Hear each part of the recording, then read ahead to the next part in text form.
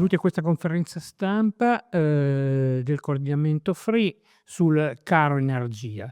Si sta riaffacciando lo spettro del caro energia di 2 anni fa. Per quale motivo e per quali con quali conseguenze e quali potrebbero essere i rimedi a questo incipiente caro energia. Voglio dire, abbiamo degli esempi molto, ma molto, notevoli sotto questo profilo. In Germania si è arrivati a una punta di picco di 900 € a megawattora. Io sono Sergio Ferraris, direttore di Quale Energia e, condurrò assieme a Elena Pagliai e a Fabio Roggiolani nella seconda sessione, questo, webinar, questa conferenza stampa che è divisa in 2 parti. La prima qui da studio, dove abbiamo Attilio Piattelli, presidente del coordinamento FREE e, GB Zorzoli, past president del coordinamento FREE. Molte persone sono collegate via Zoom, per cui possiamo ricevere domande e questioni via Zoom, e a questo punto passerei la parola a Attilio Piattelli per la sua introduzione. Prego. Grazie mille Sergio, buonasera. Allora, perché questa idea della conferenza stampa su un tema che noi riteniamo rilevante in questo momento, cioè quello del calo dei prezzi dell'energia? Ma perché ci sembra che la discussione su questi aspetti non sia non abbia la giusta attenzione, direi questo, che oggi non ci sia la giusta attenzione su questo problema dei prezzi dell'energia. E quindi questa conferenza stampa voleva proprio riportare l'attenzione su un problema che abbiamo vissuto nel 2022, ma che non è che si è placato, è semplicemente, possiamo dire che si è semplicemente un po' sopito. I prezzi non sono mai tornati ai livelli precedentemente al 2022, e soprattutto in questo periodo ne stiamo vedendo un rialzo. È chiaro che questi prezzi hanno influenza su la risalita dell'inflazione, sulla competitività delle imprese, sia ovviamente quelle italiane che quelle europee, perché questo non è un problema che riguarda esclusivamente l'Italia, ma riguarda tutta Europa. Ovviamente anche dà notevolissimi problemi a tante famiglie per le spese energetiche a cui sono sottoposte. Per questo motivo ci sembrava che fosse necessario lanciare un allarme in maniera tale che anche il mondo politico ne prendesse realmente atto e si agisse in maniera seria e mirata su quelle che possono essere le azioni che poi possono di fatto portare a un miglioramento di questi prezzi. Infatti quello che vogliamo vedere oggi è in dettaglio perché ci sono questi prezzi, da cosa sono causati, e anche cercare di dare delle soluzioni, un nostro punto di vista, che però è anche un punto di vista supportato da dati oggettivi. Allora, partirei con una prospettiva a livello europeo, e leggerei proprio alcuni estratti di quello che è il rapporto Draghi, di cui si è parlato tanto, ma che affronta anche le tematiche che riguardano l'energia in Europa. E vi leggo questo stralcio. Allora, l'Europa deve ridurre i prezzi elevati dell'energia continuando a decarbonizzare e a passare a un'economia circolare. Il panorama energetico è cambiato in modo irreversibile con l'invasione russa dell'Ucraina e la conseguente perdita di gas naturale dai gasdotti. Sebbene i prezzi dell'energia siano notevolmente diminuiti rispetto ai loro picchi avuti nel 2022, le imprese dell'Unione Europea devono ancora far fronte a prezzi dell'elettricità che sono dalle 2 alle 3 volte superiori a quelli degli Stati Uniti e a prezzi del gas naturale dalle 4 alle 5 volte più alti. Se adesso partiamo con una proiezione di alcune slide, vi faccio vedere quello che poi è riportato sul rapporto Draghi, e in particolare andiamo subito alla prima slide, che fa vedere il confronto prezzi tra Stati Uniti, Cina ed Europa, quindi prezzi medi, sia riferiti al prezzo dell'energia elettrica all'industria che riferiti al prezzo del gas. Come vedete, il gap, soprattutto negli ultimi anni, è cresciuto enormemente per l'energia elettrica tra Europa, Cina e Russia, Cina e Stati Uniti, che sono più o meno allo stesso livello. Per quanto riguarda i prezzi del gas, la Cina si posiziona a livelli intermedi, però l'Europa ha dei prezzi enormemente superiori a quelli degli Stati Uniti. Qui il rapporto Draghi riporta il 345% più alti, è evidente che questi valori incidono pesantemente su quella che poi è la competitività complessiva delle imprese e dell'industria europea. Andando avanti sempre con quelle che sono le osservazioni del rapporto Draghi, sempre sul tema energia, si legge ancora che la decarbonizzazione deve essere vista come un'opportunità per l'Europa sia per assumere un ruolo di guida nelle nuove tecnologie pulite e nelle soluzioni per l'economia circolare, sia per spostare la produzione di energia verso fonti energetiche pulite, sicure e a basso costo, di cui l'UE ha una generosa dotazione naturale. Quindi di fatto si dà per scontato che già il rapporto dà per scontato che l'introduzione delle rinnovabili è un elemento di abbassamento dei prezzi, però si aggiunge che anche se l'Europa riduce la sua dipendenza dal gas naturale e aumenta gli investimenti nella generazione di energia pulita, le sue regole di mercato nel settore dell'energia non disaccoppiano completamente il prezzo dell'energia rinnovabile e quella dell'energia nucleare dai prezzi più alti e più volatili dei combustibili fossili, impedendo agli utenti finali di cogliere appieno i benefici dell'energia pulita nelle loro bollette. Se andiamo a vedere per esempio quest'altro grafico che è sempre inserito nel rapporto Draghi, qui si fa vedere che mediamente la dipendenza dalla generazione elettrica in Europa per quanto riguarda il gas è circa il 20% medio, anche se poi andando a fare lo spaccato delle varie nazioni si vede che proprio la maglietta nera ce l'ha l'Italia perché ha una dipendenza superiore al 40%. Quindi noi di fatto in questo momento in Europa siamo il paese con maggior dipendenza dal gas. Pur avendo comunque una media di una dipendenza del 20% a livello europeo, nella formazione del prezzo, questi sono dati del 2022, si vede che il gas naturale ha inciso per il 63% delle volte. Quindi questo che cosa vuol dire? Vuol dire che in molte situazioni la rilevanza del gas fa la differenza in termini di prezzo finale e questo proprio per come vengono costruiti i prezzi a livello di mercato elettrico. È evidente che quindi più riusciamo a ridurre questa dipendenza e più riusciamo di conseguenza ad abbassare i prezzi. Se poi consideriamo che l'Europa ha una produzione di gas proprio modestissima e quindi c'è una forte dipendenza dall'estero, quello che possiamo immaginare, ma che abbiamo visto anche nel 2022, è che noi siamo soggetti a notevoli fluttuazioni che non possiamo assolutamente controllare e che dipendono dalle congiunture internazionali che sono appunto assolutamente non controllabili sia da noi, ma soprattutto sia in termini di tempo e quindi non è possibile per il futuro fare delle previsioni attendibili. L'unica cosa realmente utile che possiamo fare è quella di ridurre sempre più questa dipendenza in maniera tale da avere un'autonomia energetica a livello europeo e a livello di singola nazione, in modo da stabilizzare questi prezzi e se poi lo facciamo con le rinnovabili, ovviamente questi prezzi possono essere anche abbassati. A questo proposito, sempre per quanto riguarda diciamo, le fluttuazioni, io vi riporto un dato che non so se è noto a tutti, ma è di ARERA, che fa un confronto, andando a fare un confronto fra quelle che sono le relazioni annuali del 2019 e del 2022 dei costi di importazione del gas. Ebbene, nel 2019 noi abbiamo speso 12,4 miliardi di costi di importazione del gas, nel 2022 noi ne abbiamo spesi 85,4 miliardi. Vuol dire che in un solo anno abbiamo avuto una bilancia commerciale negativa per più di 73 miliardi di euro solo per l'importazione di gas naturale.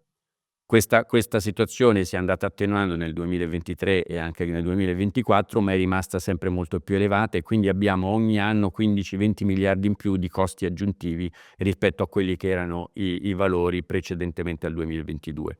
Se andiamo a vedere come questo si è tradotto in termini di andamenti dei prezzi, noi possiamo vedere che qui c'è un andamento, sono valori presi dal GME ed elaborati dal coordinamento FREE.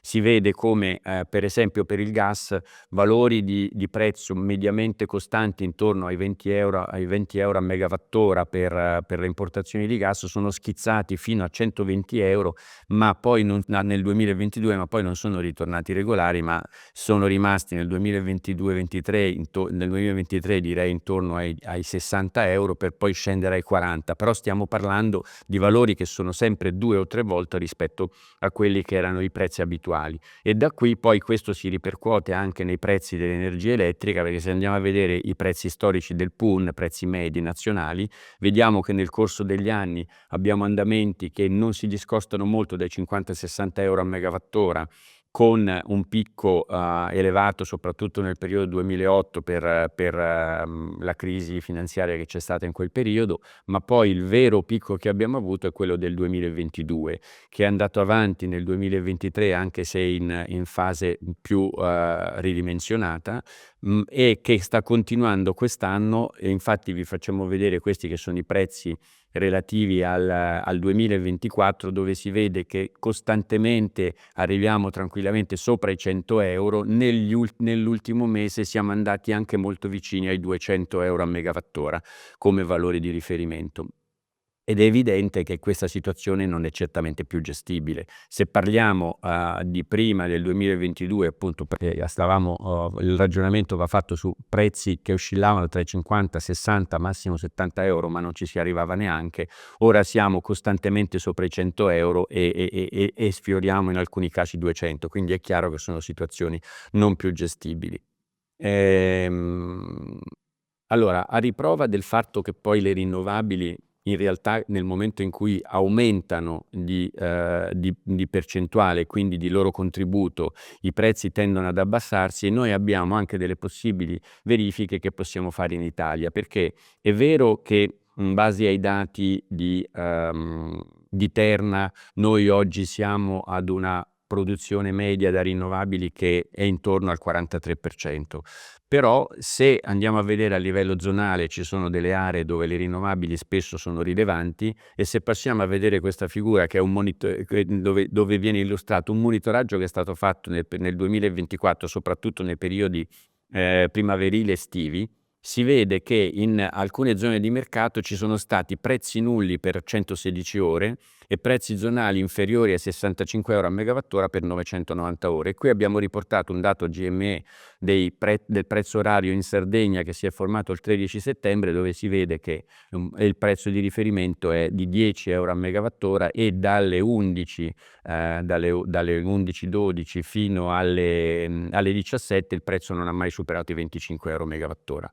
Questo perché? Perché in queste situazioni e in queste fasce orari la rilevanza del fotovoltaico certamente, perché avvengono nelle ore solari, ma in generale delle rinnovabili, fanno sì che il prezzo scenda e perché si formi un prezzo non guidato di fatto dal gas. Questa è la situazione generale. Se andiamo a fare il confronto con invece la situazione europea, ed è lì poi che vogliamo arrivare a capire anche l'Italia come si posiziona rispetto all'Europa, perché è chiaro che diciamo le problematiche ci sono a livello europeo generale per questa non dipendenza, non indipendenza dai combustibili fossili, però se poi andiamo a vedere la situazione italiana è di fatto quella più delicata. Qui abbiamo riportato un grafico, per esempio, di messa a confronto di vari paesi europei nel corso degli anni, e ci sono Italia, Germania, Spagna e Francia, e si vede che l'Italia ha sempre avuto dei prezzi dell'energia elettrica tendenzialmente più alti degli altri paesi di riferimento. Abbiamo scelto questi perché sono dei paesi che in questo momento hanno delle dimensioni simili o superiori a quelle italiane, una popolazione molto elevata, e poi soprattutto Germania e Spagna hanno un livello di rinnovabili molto molto elevato. Ebbene, si vede che però a partire dal 2020 in poi il disaccoppiamento è aumentato e i prezzi dell'Italia sono diventati molto più alti rispetto a quelli delle altre nazioni. Se facciamo uno spaccato su confronto Italia-Spagna, noi andiamo a vedere che c'è proprio una divaricazione a partire dal 2020 in poi, dove i prezzi dell'energia elettrica in Italia sono sensibilmente più alti di quelli della Spagna, e tendenzialmente siamo su una media dell'ordine del 40%. Ancora più in dettaglio, questi sono i prezzi riferiti al 2024, vedete che c'è un'enorme differenza. Allora, per spiegare questo, ed è in questo senso che noi siamo qui, sia io che GB Zorzoli, perché GB ci potrà di fatto illustrare, avendo fatto degli approfondimenti su quelli che sono gli andamenti dei prezzi nelle nazioni europee e soprattutto anche Spagna e Germania, ci potrà illustrare il motivo di questa differenza di andamento dei prezzi, con appunto dei prezzi sensibilmente più alti per l'Italia rispetto appunto alla Spagna, ma anche alla Germania. GB, ti passo la parola, così puoi dare delle indicazioni un po' più dettagliate rispetto a quello che ho dato io fino ad ora. Ringrazio Attilio. Il discorso è abbastanza semplice. Come si forma sul mercato il prezzo dell'energia elettrica?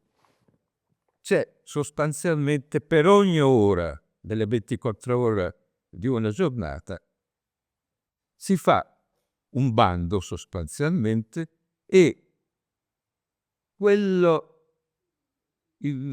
tipo di tecnologia che copre l'ultima fascia, cioè quella che offre a prezzo più alto il modo di saturare la domanda, è quella che fa il prezzo per tutti le altre tecnologie.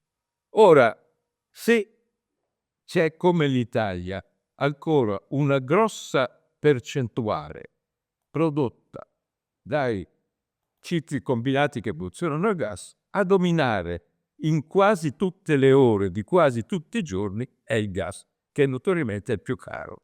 E questo prezzo più caro fa il prezzo dell'energia.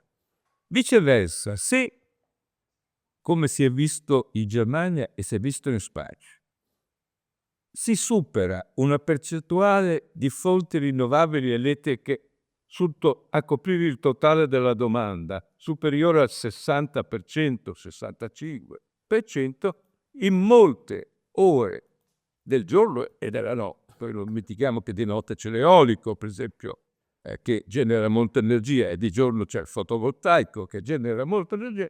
Per molte ore si riesce a coprire l'intera domanda con il prezzo più basso, che è quello o dell'eolico o del fotovoltaico. Quindi quando faccio poi la media giornaliera è chiaro che in questo modo abbasso il prezzo. Tanto è vero che in Spagna attualmente avendo circa il 60-61% di rinnovabili mediamente a coprire la domanda di energia, si è avuto una diminuzione del 40%. In Germania, che ha avuto una percentuale analoga, la diminuzione è inferiore tra il 26 e il 27%, ma per un motivo che, mentre la Spagna è un paese isolato, la Germania è interconnessa sia a destra che a sinistra con altri paesi che compensano molte volte il prezzo. Quindi in entrambi i casi il meccanismo è questo. Si riesce molte ore al giorno ad avere come uniche tecnologie che riescono a coprire l'intera domanda fotovoltaico ed eolico. È una cosa semplicissima. E abbiamo visto anche l'effetto opposto quando pochi giorni fa c'è stata una scarsa ventosità in Germania, e per alcune ore evidentemente il prezzo è tornato a livelli circa italiani. Grazie. Ecco, però adesso da questo punto di vista direi questa è un po' una situazione che abbiamo fatto in genere per quanto riguarda il metodo di formazione dei prezzi dell'energia, quelle che sono le problematiche e come si risolvono. Quindi la sintesi è, vorrei concludere, immagino, nel senso poi confrontiamoci, però la sintesi è che più noi acceleriamo il percorso di crescita delle rinnovabili in Italia, più raggiungiamo dei livelli che sono prossimi al 60%, che hanno già dimostrato di essere influenti sul prezzo medio complessivo sia in Spagna che in Germania, e più quindi avremo dei benefici. Questa è, da un certo punto di vista, la prima considerazione che farei.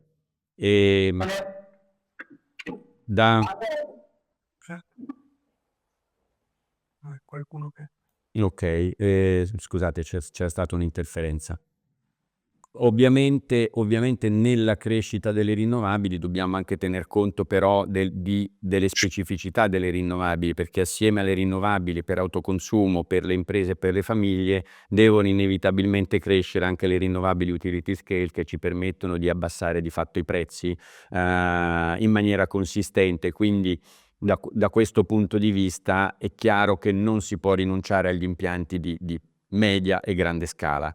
E in questo senso quello che possiamo dire, se dobbiamo andare a fare poi degli approfondimenti a livello italiano, certamente non aiuta la nuova diciamo il decreto aree idonee. Perché non aiuta? Perché dal nostro punto di vista c'è stata data una delega eccessiva alle regioni, quindi si rischia di avere un'elevata frammentazione in Italia di possibilità di realizzazione di impianti utility scale, e questo può determinare delle grosse disuniformità. Per cui se siamo molto diciamo favorevoli e in linea con quelli che poi sono gli obiettivi complessivi di raggiungimento al 2030 che sono stati dati ovviamente nel PNIEC e anche con il burden sharing che condividiamo, siamo anche convinti che però alcune norme dovrebbero tendere all'accelerazione del processo di realizzazione degli impianti, cosa che oggi si sta ancora un po' faticando. Questa è la prima osservazione. Poi un altro punto su cui bisogna intervenire assolutamente per poter accelerare e facilitare la realizzazione degli impianti è certamente la decongestione delle reti, perché oggi stiamo assistendo ad una situazione nella quale ci sono delle richieste per più di 350 gigawatt di connessione alle reti di alta tensione. Questo sta generando di fatto un blocco virtuale delle reti, con le difficoltà che si ripercuotono non soltanto sui grandi impianti, ma si ripercuotono anche sugli impianti di piccola e media dimensione, poiché quando vengono fatte le richieste di nuova connessione non c'è la capacità disponibile e ci sono attese lunghissime. Per cui è richiesto un intervento immediato e rapido sia del MASE che di ARERA nell'individuazione di quei meccanismi che possono decongestionare le reti e fare in modo che la capacità virtuale sia di fatto ridotta al minimo e soltanto per quei progetti che hanno reale possibilità di andare avanti. Quindi è chiaro che non è una situazione facile da risolvere, ma è indispensabile che ci sia un intervento immediato.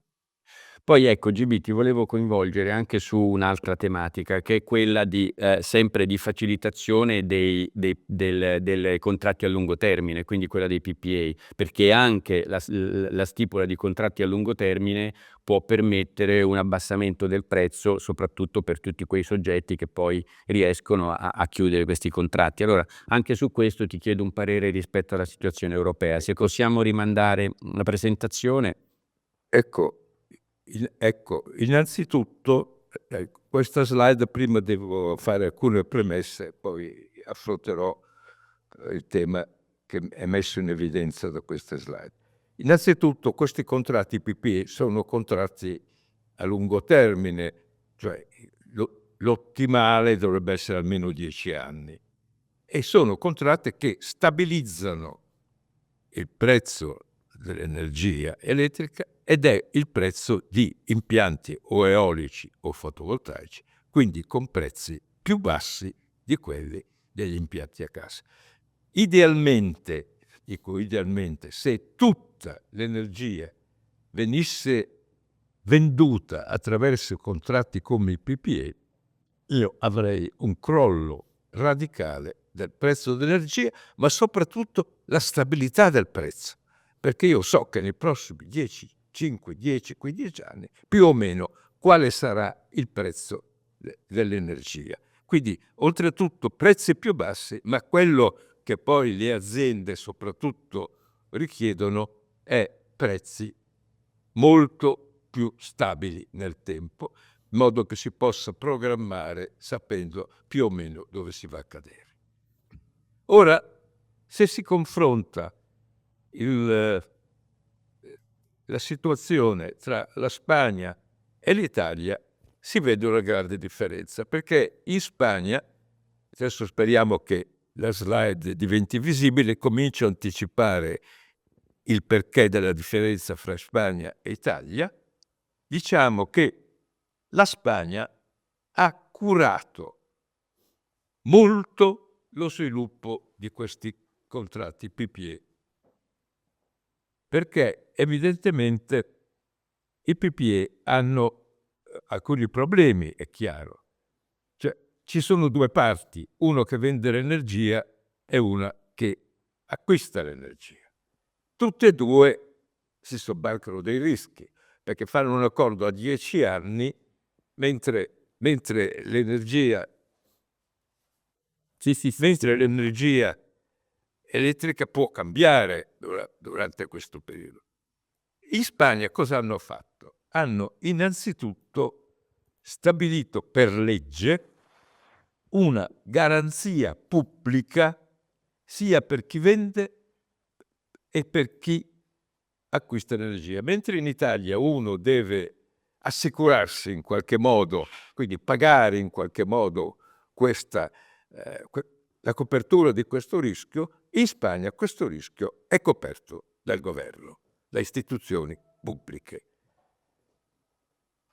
Inoltre, per le piccole e medie imprese, che sono quelle naturalmente più fragili dal punto di vista finanziario, cosa succede? È stata applicata una legge europea, che l'Italia si è ben guardato da adottare. Questa legge europea prevede che per le piccole e medie imprese c'è una garanzia assunta dalla Cassa Depositi e Prestiti spagnola, quindi da una struttura pubblica che garantisce totalmente le piccole e medie imprese, che possono quindi tranquillamente, tra virgolette, utilizzare questi PPA. L'ultima cosa che evidentemente va tenuta presente è che in Spagna hanno addirittura messo a punto e pubblicati dei contratti standard per i PPA, che praticamente esimono i contraenti, cosa che invece non è oggi applicabile in Italia, da prendere un grosso studio legale, no? da pagare per il prezzo. E che il risultato qual è? Lo vediamo qui in questa slide. A sinistra c'è lo sviluppo esponenziale dei PPA, ma a destra c'è il confronto, e voi vedete i numeri, tra la capacità coperta da PPA in Spagna e in Italia. La differenza è enorme, e questa differenza enorme ha un'altra, e finisco qui, un'altra importante conseguenza, che quando si diffondono molto questo tipo di contratti diventano contratti comuni, cioè che in Italia sono ancora visti come una cosa difficile, straordinaria, da inventare volta per volta. Lì ormai è un tipo di contratto standard comune come tanti altri. Queste cose che sembrano banali, perché in fondo non è che la Spagna ha inventato l'ombrello, ha inventato dei ragionevoli strumenti, delle ragionevoli misure, e questo è il risultato. L'Italia anche in questo continua ad arrancare con grosso ritardo. Grazie. Volevo, se diciamo, prima di concludere almeno questa prima parte, volevo tornare, se sei d'accordo, GB, sulla situazione che c'è stata in Germania nei giorni scorsi, perché l'hai accennata molto velocemente, no? Di fatto c'è stata una carenza di vento, una situazione invernale, quindi anche con bassa producibilità dal punto di vista del fotovoltaico, quindi una riduzione drastica della produzione da rinnovabili e un innalzamento dei prezzi che sono andati alle stelle, raggiungendo quasi appunto i 1.000 euro megawattora per alcuni giorni, e soprattutto in un giorno c'è stato questo problema, e molti hanno iniziato a fare polemica dicendo: ecco, vedete, le rinnovabili creano. Quindi, siccome se ne parla, è giusto approfondire questo aspetto. Allora, da un certo punto di vista sicuramente ci sono state delle azioni di flessibilità che non sono intervenute correttamente in Germania, e questo direi che è stato un problema organizzativo a livello tedesco. Non so se perché non avevano previsto adeguatamente o se non avevano sufficiente di flessibilità, ma che io direi che e invece è quella parte fondamentale a cui si è sempre detto che non si può rinunciare, tant'è vero che la transizione, nessuno ha mai detto che non ci sia bisogno del gas per poter garantire in queste fasi di transizione la flessibilità, almeno fino a quando non ci sarà una capacità di accumuli talmente elevata che poi ci permetterà di gestire tutto tramite accumuli. Quindi io direi che da questo punto di vista in Italia ci siamo tutelati con il capacity market e soprattutto adesso c'è un programma di installazione degli accumuli molto interessante. Però questa è la riprova dal mio punto di vista di quello che dicevi tu, cioè l'effetto di rialzo dei prezzi in realtà è in questo caso esclusivamente momentaneo e istantaneo, ma la Germania continua a rimanere sempre con dei prezzi che mediamente sono molto più bassi di quelli italiani. Quindi ecco, non so se hai un commento da questo No, punto ma di non vista. c'è dubbio, perché questo prezzo molto rialzato è stata questione di qualche giorno, ma sia i consumatori domestici che le imprese non pagano day by day, va bene? Loro, se io guardo in Germania il prezzo medio su un anno, questa variazione è come un battito d'ali, nient'altro. Cioè, le aziende e i consumatori avranno una frazione di percento di aumento del costo del prezzo dell'energia elettrica, niente di più. E quindi questa è solo la prova provata che con tante rinnovabili il prezzo sta basso. Quindi è fatto, sì, scusate, positivo, perché è la prova, anche per chi non ci crede, che basta che cadano le produzioni rinnovabili perché salga il prezzo dell'energia. Ti ringrazio e allora per concludere io semplicemente riassumerei quelli che dal nostro punto di vista sono le azioni fondamentali. Uno è tutto quello che riguarda la semplificazione degli iter autorizzativi e soprattutto la possibilità di avere adeguate aree idonee in tutte le regioni d'Italia, in maniera tale che, ecco, mi raccomando, su questo punto è fondamentale che le aree idonee siano in quantità notevolmente superiori rispetto agli obiettivi 2030, altrimenti c'è un'inflazione dei prezzi in termini di diciamo ricerca delle superfici idonee, in termini proprio di vera e propria disponibilità delle aree che devono essere utilizzate. Non si può rinunciare quindi agli impianti utility scale e questo è fondamentale. C'è la necessità di agire molto velocemente sulla decongestione delle reti, altrimenti poi il problema si ripercuote non soltanto sugli impianti di grandi dimensioni, ma anche sugli impianti in autoconsumo per imprese e famiglie. C'è la necessità di agire molto velocemente sullo sviluppo di un meccanismo semplificato per i PPA e che abbia anche delle garanzie. E direi che queste in assoluto sono le prime indicazioni fondamentali per poter accelerare il percorso diciamo, di aumento della percentuale delle rinnovabili in Italia e quindi anche di riduzione dei prezzi dell'energia. Posso aggiungere solo una breve cosa? Io direi che la vera novità positiva sarebbe, visto come sono state congegnate le aree idonee, passare immediatamente alle aree accelerate, all'area di accelerazione. Dimentichiamo quella cosa e passiamo a quello che prevede la RED 3. Grazie mille. E Sergio, non so se ci sono delle domande. Sì, grazie. È arrivata una domanda anche abbastanza complessa come risposta, però voglio dire, abbiamo visto che il problema è complesso.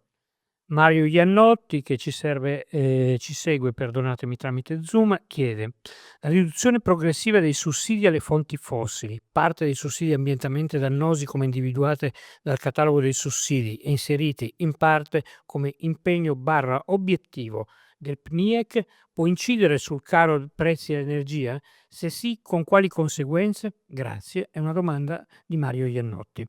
Prego. Chi risponde? Ma sì, allora da questo punto di vista c'è da dire che si parla molto della riduzione dei sussidi ambientalmente dannosi. Credo, è indubbio che il lavoro vada fatto, è anche indubbio che è abbastanza complesso farlo in maniera diciamo semplice. Faccio un esempio. Se prendiamo il 2022, i 73 miliardi di extra costi che abbiamo avuto sono finiti tutti in sussidi ambientalmente dannosi, perché sono extra costi derivanti dalle fonti fossili, quindi causati dalle fonti fossili. Però d'altro canto sono andati ad incidere su, diciamo, la riduzione di problemi che sarebbero stati superiori, che avremmo potuto causare alle famiglie, alle imprese, e quindi oggi c'è una stratificazione di sussidi ambientalmente dannosi che però hanno formato la struttura di alcuni comparti industriali, ed è evidente che su questi non è facilissimo intervenire immediatamente, per cui su alcuni si può intervenire, su altri si può intervenire progressivamente man mano che il livello delle rinnovabili aumenta in Italia e man mano che il livello di elettrificazione aumenta. Ecco, questa direi che potrebbe essere una risposta. Non so se ci sono altre domande. No, non ci sono altre domande.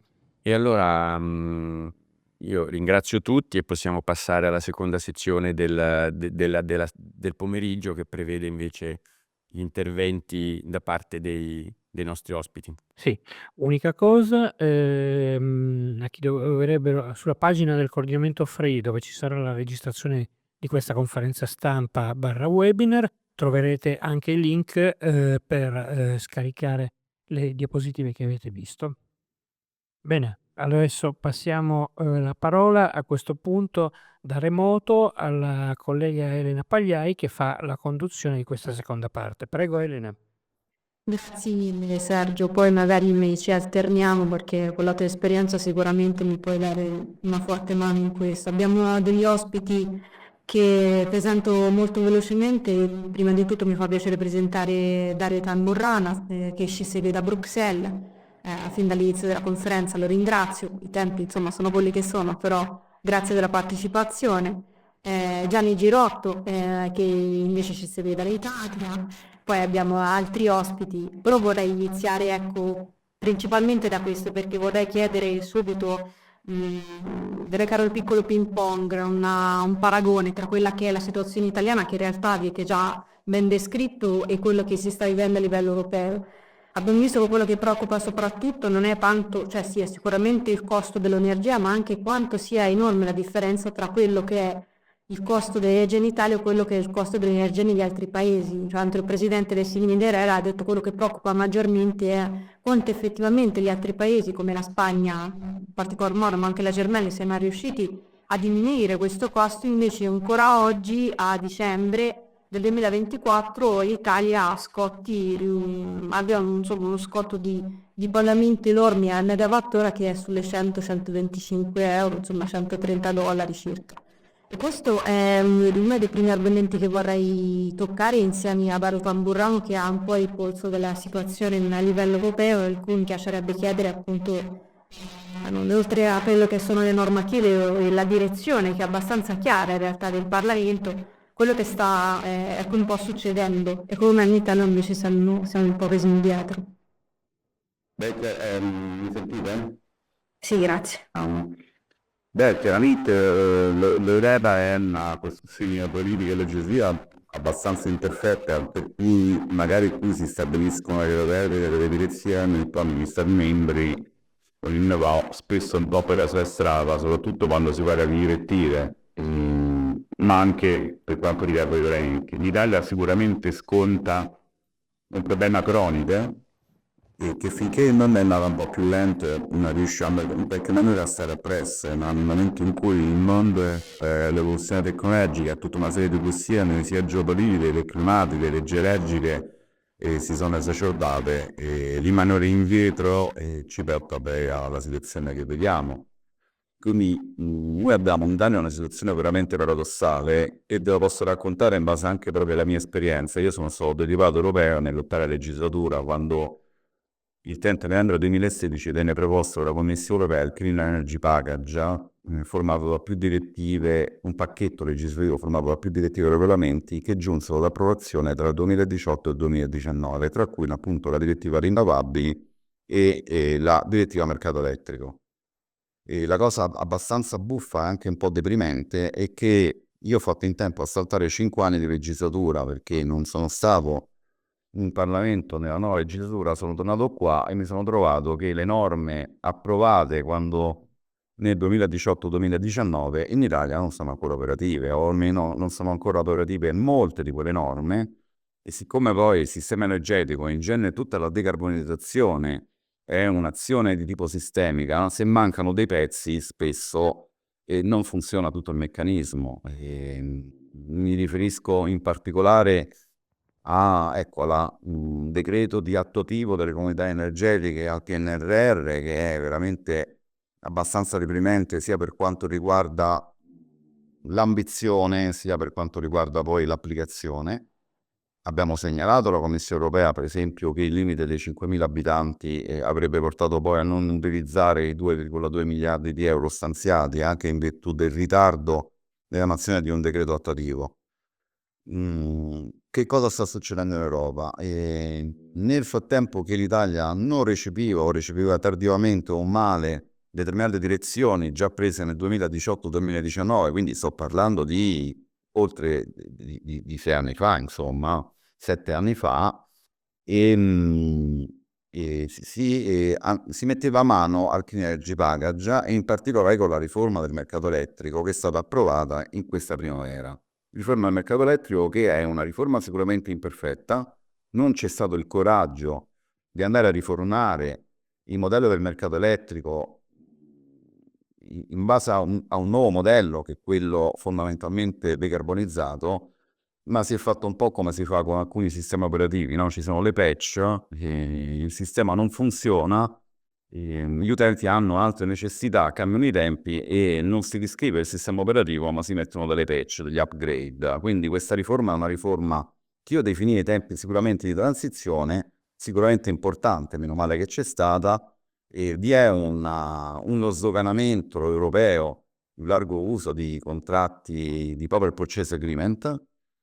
Vi sono anche una serie di disposizioni che riguardano anche le utenze domestiche, quindi vi sarà il diritto alla condivisione dell'energia per tutti, quindi non solo per le comunità energetiche e per i gruppi di autoconsumo. Vi sarà il diritto a avere offerte di contratti a prezzo fisso, a prezzo variabile, un po' come i mutui. Ma questa riforma dovrà comunque essere recepita dagli Stati membri, quindi mi auguro che l'Italia per una volta non ci metta il tempo per cui nel frattempo poi in Europa le norme sono state riscritte. Noi siamo sempre una riforma indietro, perché prendiamo le cose quando va bene 5 anni in ritardo e questa è un po' la situazione. Quindi passato, presente e cosa ci aspetta per il futuro. Io e Gianni abbiamo lavorato su un programma elettorale per le europee e abbiamo inserito proprio il disaccoppiamento del costo del kilowattora rinnovabile da quello fossile e con nostra grande sorpresa, verrebbe da dire per fare una battuta, non so quanto opportuna, insomma, che Draghi si è dimostrato grillino perché l'ha detto anche lui nel suo report per la competitività e quindi questo mi sta facendo gioco perché io ho avuto dei colloqui preliminari con i commissari designati a energia e transizione energetica, in particolare Jorgensen e Ribeira, ed è questo uno dei punti sui quali io sto battendo in tutti i consessi nei quali vengo invitato e nei colloqui con i commissari. E diciamo, la Ribeira è colei che da ministro in Spagna ha realizzato quello che noi abbiamo visto nei grafici, quella che viene definita l'eccezione iberica, è riuscita a disaccoppiare il prezzo del kilowattora rinnovabile da quello fossile con grande beneficio. E ricordiamoci una cosa, che il beneficio non è solamente quasi immediato per quanto riguarda le tasche dei consumatori e delle imprese, ma un paese con un costo dell'energia più basso rispetto agli altri è sicuramente un paese che diventa più attrattivo per gli investimenti esteri. Se io fossi un investitore straniero, sicuramente ecco, non andrei a mettere una fabbrica di automobili in un posto dove l'energia costa 2-3 volte di più rispetto ai paesi confinanti. Quindi questo è un fattore non solo di risparmio e competitività presente, ma anche una prospettiva per il futuro. La eccezione iberica, anche la Germania, dimostra che in realtà la tecnologia e la normativa anche europea permette di fare cose che in Italia non vengono fatte, quindi questa è una questione di volontà politica volontà politica che ora sta spingendo molto sul nucleare. Io non voglio entrare nel dettaglio sul nucleare sì o nucleare no, non è credo questo che sia l'ambito, però anche nella migliore ipotesi si parla di soluzioni anche parziali, e lo dice lo stesso PNIEC presentato, il nuovo PNIEC, quindi con capacità installate anche non risolutive, ma parliamo del 2030, tra il 2025 e il 2030 cosa vogliamo fare? Vogliamo permettere che le bollette siano volatili, che possano aumentare in seguito a tensioni geopolitiche? Ricordiamoci anche una cosa, che io ho sottolineato con l'introduzione alla Commissione europea, che il gas russo, è notizia di oggi che continua a aumentare il consumo di gas russo, quindi tutto ciò che ci è stato raccontato non è vero, nonostante il Nord Stream sia stato sabotato. E un'altra parte di gas è il GNL americano, che ha un altissimo costo, sia di tipo ambientale che di tipo economico, e c'è chi in Italia non solo sono stati fatti dei rigassificatori che vengono alimentati col GNL americano, che finché c'è comunque costa tanto, ma nessuno ci garantisce che verrà comunque erogato nei prossimi anni. Quindi siamo un po' come, diciamo, sugli alberi delle foglie in autunno. La questione è fondamentalmente anche di tipo informativo, non è nemmeno più tecnologico. Abbiamo dei soggetti politici che utilizzano la paura della transizione energetica, che magari non mettono la paura di conflitti o di dipendenze.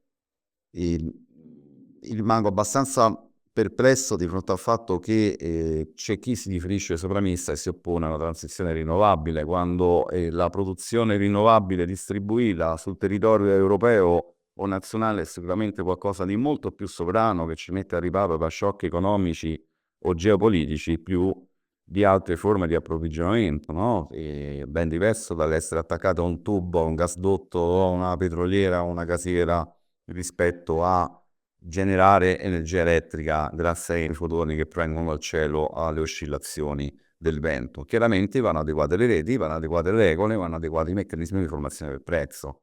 Questo è stato fatto parzialmente e mi auguro che la politica a livello nazionale, ma anche europeo, si dia un'accelerata. Se posso fare un'altra domanda?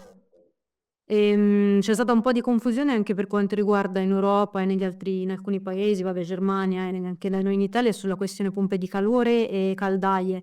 Un tema abbastanza fondamentale, perché quando si va a vedere poi il costo del gas, da cui noi siamo principalmente dipendenti, influisce molto sulla bolletta degli italiani. E il 90, 99, 80% dei condomini o degli appartamenti, delle case italiane hanno, oltre ad essere insomma abbastanza vecchi di stato, hanno dei termosifoni, per esempio, non hanno la possibilità di avere il pavimento radiante, però abbiamo visto che, come diceva appunto, le tecnologie ci sono pompe di calore ad alta temperatura. Allora, in questo momento qual è l'equilibrio tra la fine delle caldaie a gas, che dovrà vedere effettivamente una fine entro il 2030, o continuiamo gli incentivi finché riusciamo a venderle? Ci puoi dare Guarda, hai preso proprio un esempio classico di quello che succede in Europa e in Italia. In Italia c'è stato un tentativo di incentivare le caldaie a gas e andando poi a violare, quindi saremmo finiti l'inflazione in maniera proprio matematica, andando a violare quello che è il regolamento Energy Labeling, che peraltro io ho seguito come relatore fino al 2017, fino alla sua approvazione, e che vieta incentivi statali per determinate classi di efficienza energetica. Quindi in Italia si cercano di fare cose che in realtà in Europa già sono vietate. Vi è una chiara indicazione nella direttiva per la performance energetica in edilizia per quanto riguarda l'utilizzo di caldaie a gas, ma la questione è anche un'altra, riguarda anche per esempio il divieto di vendita di veicoli elettrici al 2035. Ma davvero noi abbiamo bisogno di mettere i divieti quando abbiamo di fronte delle tecnologie che, se la politica le favorisse, anche con la neutralità tecnologica, sono per loro natura più competitive e più efficienti? Perché una pompa di calore è una macchina elettrica, è più competitiva e più efficiente di una macchina endotermica. Però bisogna mettere i divieti, e poi c'è una resistenza a questi divieti. C'è un problema politico di formazione. La maggior parte delle famiglie italiane non ha la minima contezza del fatto che una pompa di calore può portare a risparmiare anche se si usa l'elettricità, eppur se l'elettricità in Italia viene generata prevalentemente da gas, perché ci sta un principio termodinamico di maggiore efficienza, ma questo non è conosciuto dalla maggior parte delle famiglie italiane e questo è già comunque uno dei problemi sulla quale poi si installa su questa e altri tipi di disinformazione, addirittura proprio negazionista della termodinamica, della scienza climatica, si installa la propaganda politica. Questo è il meccanismo. Sulle pompe di calore ho incontrato Assoclima qualche giorno fa perché loro portarono proprio le istanze. Noi abbiamo un comparto produttivo in Italia di pompe di calore, mi sembra che ci sia il 20% dell'export europeo, comunque insomma siamo tra i paesi che hanno una filiera importante e si parla tanto di tutelare la produzione nazionale e poi invece questo poi non si fa. E il risultato è che ancora una volta, se non si spingerà sulle pompe di calore in Italia come in Europa e magari si tornerà indietro su decisioni già prese, e ci troveremo di nuovo i produttori cinesi che invaderanno il mercato europeo con pompe di calore a basso prezzo ad alta prestazione, andando a distruggere quella che è una filiera, cosa già vista, e poi si chiederà alla concorrenza sleale dei cinesi, quando noi siamo spesso gli artefici dei nostri mali. Grazie mille, grazie. Allora ripasso la parola a Sergio Ferraris per continuare la conduzione.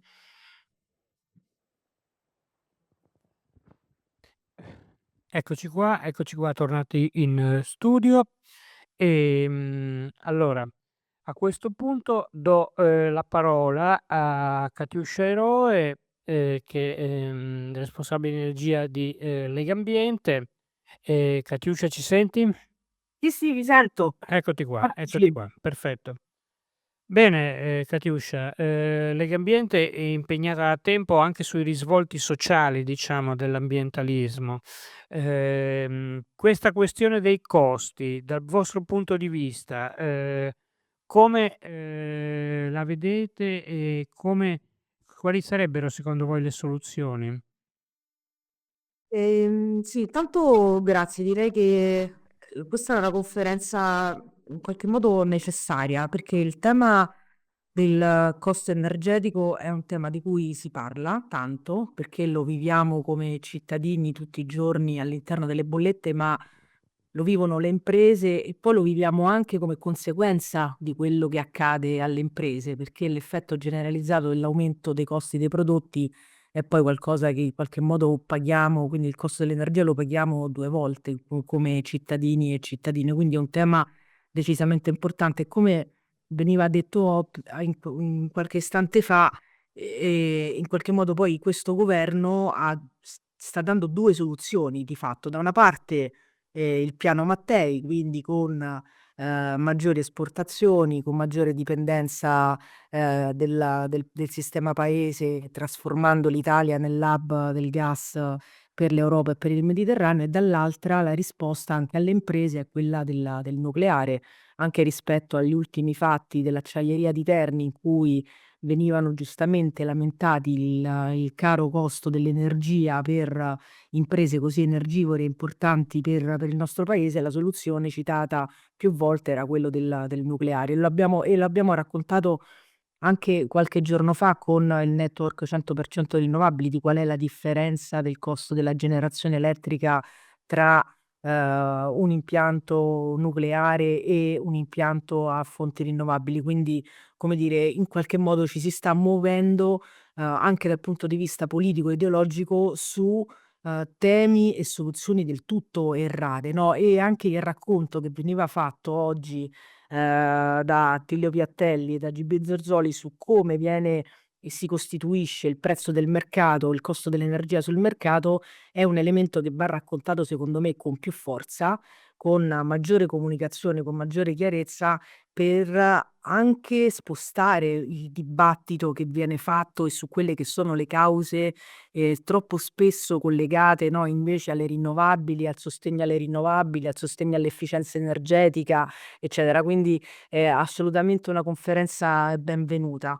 3 elementi su cui stiamo provando a ragionare anche rispetto a questo è che vanno nella direzione di aiutare le famiglie, aiutare le imprese a vivere meglio, come dire, no? Perché la qualità della vita passa anche dal costo dell'energia, considerando poi che nel nostro paese ci sono oltre 4 milioni di famiglie in povertà energetica e che sono costretti a rinunciare a parte o al pagamento delle bollette o a rinunciare ad altre esigenze importanti e fondamentali come quella, ad esempio, della cura, della salute, piuttosto che ad alimentarsi in maniera corretta.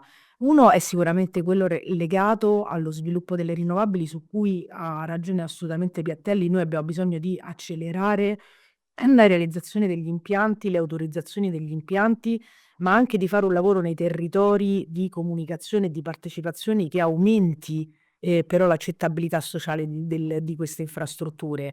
Oggi sono gli impianti eolici o fotovoltaici al centro della discussione, ma poi ci saranno gli accumuli, ci saranno le reti. Vedi l'esempio del Terrenial Link, assolutamente contestato in Sardegna, e su questo è fondamentale, come veniva detto, fare delle buone aree idonee, sicuramente individuando aree più ampie rispetto a quelli che sono gli obiettivi del 2030, anche perché io ricordo sempre che gli obiettivi del 2030 sono un pezzo della decarbonizzazione energetica che dovrà affrontare il nostro paese, quindi è bene che i territori, come dire, si preparino a quelli che saranno gli obiettivi al 2040, al 2050 e quindi al tanti giga che noi dovremmo realizzare da qui alla decarbonizzazione del sistema e al raggiungimento degli obiettivi climatici, e non saranno certamente gli 80 giga che vengono individuati oggi dalle aree idonee.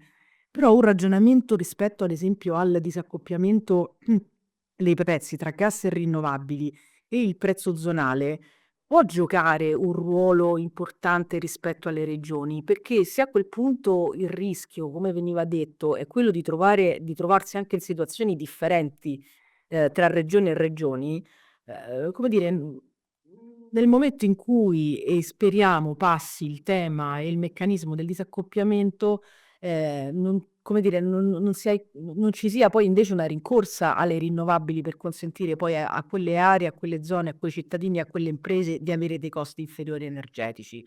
Allora, la cosa può essere, è ovviamente non possiamo aspettare che il meccanismo entri, abbiamo bisogno che il lavoro che fanno le regioni oggi sia un lavoro che sia fatto bene, cosa che non sta accadendo. Se guardiamo quello che accade in Sardegna, se guardiamo quello che accade in Toscana, quello che accade in Abruzzo, in Puglia, le dichiarazioni in Piemonte, in Calabria, diciamo che le situazioni sono decisamente preoccupanti, però è anche vero che un meccanismo di questo genere aiuterebbe tanto a vedere le rinnovabili in una formula totalmente diversa, con un occhio diverso, e anche per rispondere a una delle domande che fanno spesso i cittadini quando si vedono, come dire, protagonisti di un progetto che arriva nel loro territorio, quali sono i vantaggi che mi arrivano a me come cittadino ospitando quell'impianto eolico. Ecco, forse il tema del costo energetico, spingendo le rinnovabili e cercando di accelerare quelli che possono essere i meccanismi per differenziare il prezzo tra il gas e le rinnovabili, possono essere una soluzione importante anche per migliorare l'accettabilità sociale di queste infrastrutture. E quindi su questo noi continueremo ovviamente a lavorare, a spingere. Abbiamo presentato una prima bozza di osservazioni su quelle che sono le aree idonee all'ultimo forum Quale Energia che abbiamo fatto qualche settimana fa. Lo racconteremo all'interno del prossimo rapporto di Scaccomatto alle rinnovabili che presenteremo a CHEI, e su questo continueremo ovviamente a spingere.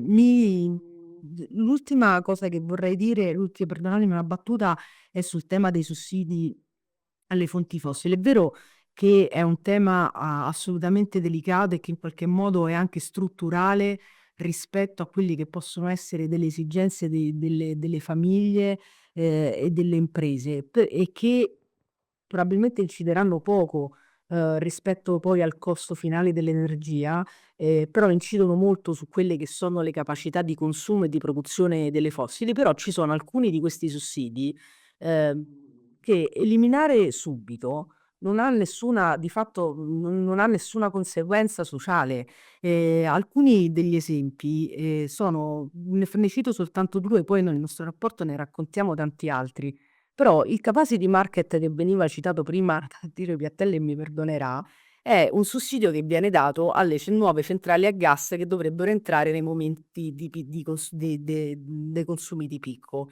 E questo è un meccanismo che vale per le rinnovabili, ma vale tanto per le fossili, per il gas, che è anche, come dire, la parte più sostanziosa del 1,2 miliardi che spendiamo annualmente per questo meccanismo.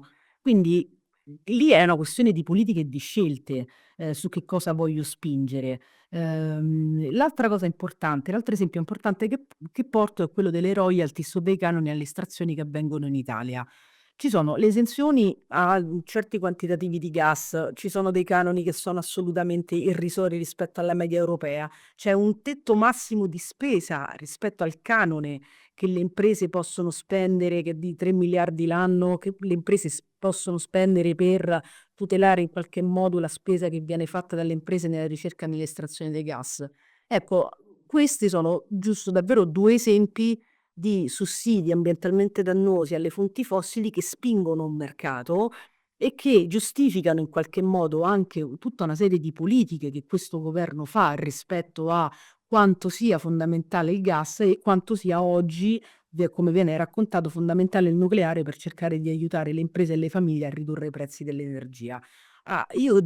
Penso che ci sia bisogno di politiche strutturali che però vanno in una direzione e i sussidi entrano a pie pari in questo ragionamento perché sono risorse. Noi ne abbiamo contabilizzate tra sussidi strutturali e sussidi emergenziali per il 2023 circa 75 miliardi e sono tante risorse economiche che questo paese potrebbe utilizzare davvero in maniera diversa. Poi su alcuni vanno fatti dei ragionamenti e bisogna rimodularli, però altri c'è una grande possibilità di eliminazione di utilizzare quelle risorse per magari spingere di più le politiche, ad esempio sull'efficienza energetica che come dire, non si stanno assolutamente facendo. Grazie.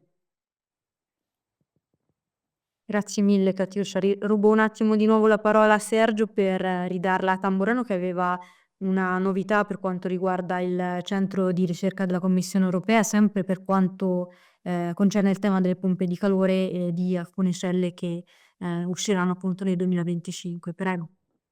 Sì, è una cosa sempre più normativa e questa è l'Europa è un po' colpevole di averci messo tanto perché nel regolamento Energy Labeling portava anche una battaglia per inserire la possibilità nelle etichette energetiche degli elettrodomestici, quindi anche le pompe di calore, e di inserire un pittogramma che indicasse la capacità di un elettrodomestico di essere Energy Smart Ready. Che cosa significa? Un elettrodomestico Energy Smart Ready è un elettrodomestico che è in grado di rispondere ai segnali di prezzo e quindi di entrare in funzione modulando la sua potenza o la sua accensione e spegnimento in rapporto al costo dell'energia o in rapporto al fatto che l'energia viene autoprodotta o meno. Quindi è il complemento ideale a un sistema rinnovabile, quindi decarbonizzato, e potrebbe facilitare di molto l'appiattimento della curva e quindi il problema dell'intermittenza delle rinnovabili. Nelle nuove etichette che sono uscite nel 1 marzo 2021 questa cosa non è stata presa in considerazione perché nel 2019 mi venne detto che l'industria non era pronta, in parte era falso perché non era pronta l'industria tedesca in realtà, però in questi anni il centro di ricerca della Commissione Europea ha portato avanti quest'idea, visto che era presente in un regolamento, e ha sviluppato un code of conduct che è pronto in collaborazione con tantissimi produttori di elettrodomestici, in particolare pompe di calore. Ho fatto una riunione, sono tornato dopo diversi anni, quindi ho rincontrato i funzionari e i ricercatori e mi hanno anticipato che nel 2025 dovrebbero uscire le prime pompe di calore dotate di questi sistemi che potrebbero essere il complemento ideale appunto alla riduzione dei costi e ad aumentare la quota di autoconsumo, no? Pensiamo per esempio a una comunità energetica che è dotata i cui aderenti hanno questi sistemi per quanto riguarda il riscaldamento, ma questo poi può essere esteso anche alle lavatrici, alle lavastoviglie, ai frigoriferi, soprattutto per esempio anche nel rapporto anche al fatto della messa in campo degli aggregatori che stiamo aspettando, no? Un'altra cosa che è prevista nella direttiva mercato elettrico del 2019, ma in Italia ancora non ne abbiamo traccia se non per delle cose pionieristiche e sperimentali. Questo era giusto per dire che purtroppo la legislazione a volte è anche più avanti, no? Però poi l'implementazione tarda ad arrivare perché ecco, questa è una cosa che arriverà nel 2025 ed è stata normata, messa per iscritto nel 2017. E in mezzo c'è stata una grande crisi energetica con il conflitto russo-ucraino. Grazie mille Dario. Non so se da studio avevano voglia di commentare o se possiamo andare avanti con gli altri ospiti. Grazie Elena. E qui da studio Attilio voleva commentare un attimo a Katiuscia. Prego. Sì, semplicemente volevo rispondere a Katiuscia per quanto riguarda senza dubbio i sussidi ambientalmente dannosi. C'è Legambiente che fa sempre uno studio molto approfondito e quindi loro dal punto di vista dei dettagli sanno esattamente dove si può incidere e come. Sul discorso del capacity market volevo fare un commento perché in realtà ci sono state anche delle associazioni di categoria che ai tempi quando è uscito l'hanno contestato. Italia Solare per esempio è stata una di queste, ma non tanto per la sua utilità, perché non dimentichiamoci che il capacity market poi ha una funzione di sicurezza del sistema elettrico, ma quanto per la poca trasparenza dei costi che sono stati allocati e quindi di effettiva necessità delle centrali. Quindi non sono stati resi disponibili i dati che poi sono in possesso esclusivamente di Terna e quindi è difficile fare delle valutazioni accurate. E in questo senso direi che servirebbe una maggiore apertura e confronto con chi poi fa le valutazioni e definisce quali sono le misure di supporto e fino a che punto ce n'è bisogno. Oggi purtroppo questi dati non sono disponibili, quindi in questo senso non direi però che è completamente inutile, perché questo non penso sia possibile proprio per una questione di sicurezza del sistema elettrico. Non so se GB volevi aggiungere qualcosa. Io volevo rispondere alle questioni che sono state poste per quanto riguarda il mercato elettrico, che mi sembra, io innanzitutto va detto chiaramente che la tanto decantata riforma del mercato elettrico si è risolta, non dico in una bolla di sapone, ma a basso livello. La definizione più benevola che si può dare della riforma del mercato elettrico è che è stata una riforma ecumenica, cioè ha dato ragione più o meno a tutti. Vi spiego con un paio o tre di esempi. Innanzitutto era partita con l'idea di promuovere i PPE, è arrivata con i contratti per differenza. E dov'è la differenza? Scusate il gioco di parole. Che i contratti per differenza sono legati alla volontà del principe. Il governo decide quanti farli, quanta capacità mettere in gioco, come gestirla fra le diverse tecnologie, che regole fissare, eccetera, eccetera. Cioè si affida sostanzialmente ai governi quello che ha con altri meccanismi, non voglio entrare, quello che è avvenuto con la riforma del mercato elettrico in Gran Bretagna. Cioè, in pratica sono regimi, tra virgolette, gestiti e amministrati. E questo, secondo me, è stato un primo errore. Secondo errore è stato per accontentare la Francia, di accettare che anche il nucleare partecipasse agli stessi strumenti che erano stati immaginati e messi a punto per le rinnovabili. Non solo, si è addirittura arrivati a una cosa che definirla ridicola o scandalosa è il minimo che si può dire, di stabilire che gli impianti a carbone polacchi fino al 2028 venivano considerati virtuosi e quindi potevano, con qualche eccezione, quindi godere degli stessi benefici equiparati alle rinnovabili, cioè potevano usare gli stessi strumenti. Ora, questo evidentemente è la negazione di quello che era l'obiettivo. Significa tenere in vita molto di più impianti a carbone polacchi e, aggiungo, tedeschi.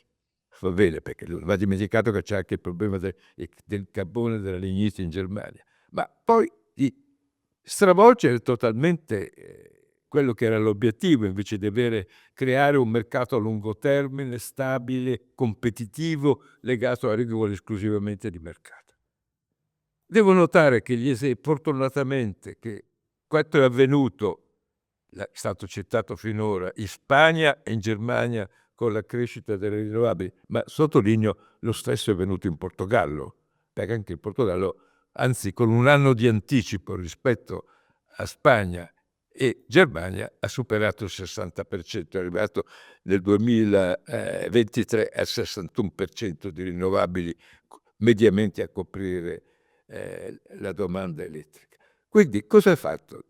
In questi 3 paesi il mercato ha messo nell'angolo la riforma di mercato e questo va meditato perché è una bella vittoria che dobbiamo sottolineare e sperare che si sviluppi anche in altri paesi, aggiunga agli altri paesi. Questo è il primo elemento. Il secondo che io vorrei ricordare è che in Europa, nell'Unione Europea, siamo molto indietro con altri strumenti di gestione del mercato elettrico. Penso a una questione di cui si parla spesso in modo astratto, che è la demand response.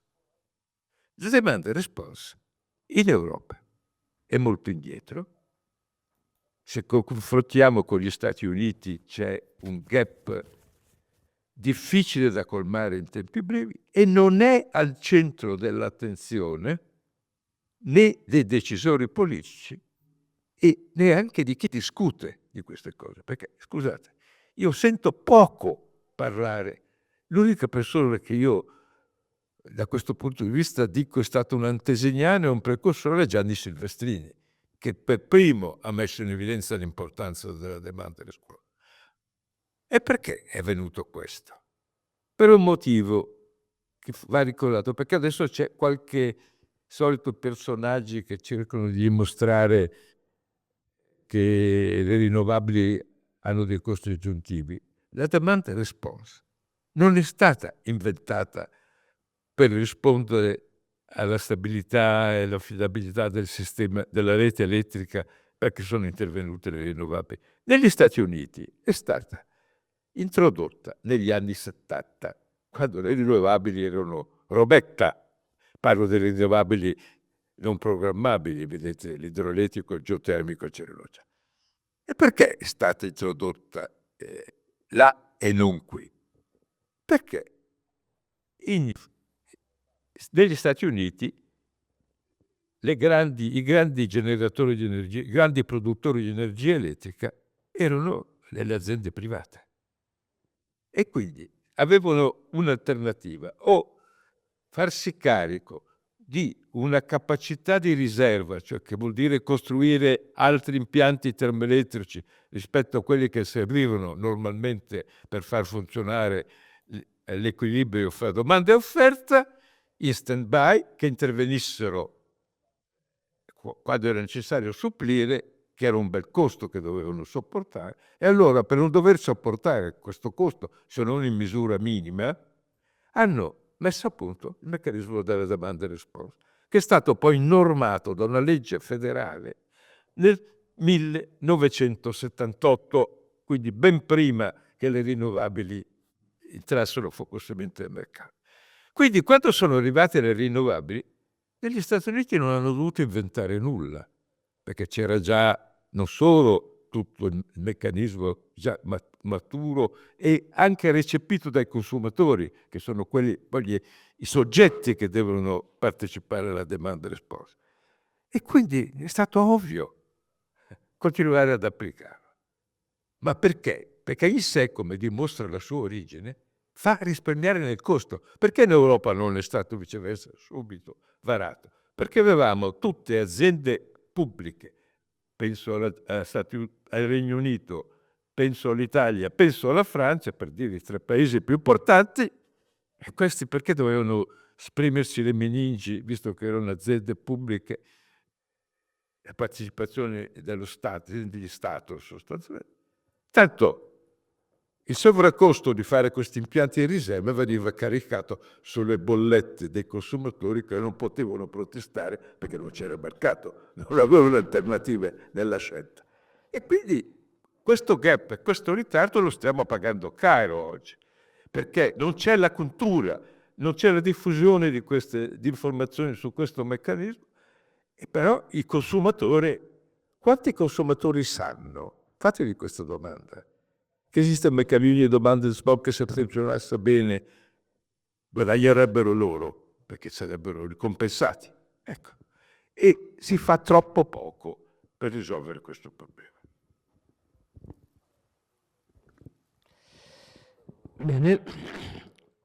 C'era Dario Tamburrano che voleva fare una replica, giusto Dario?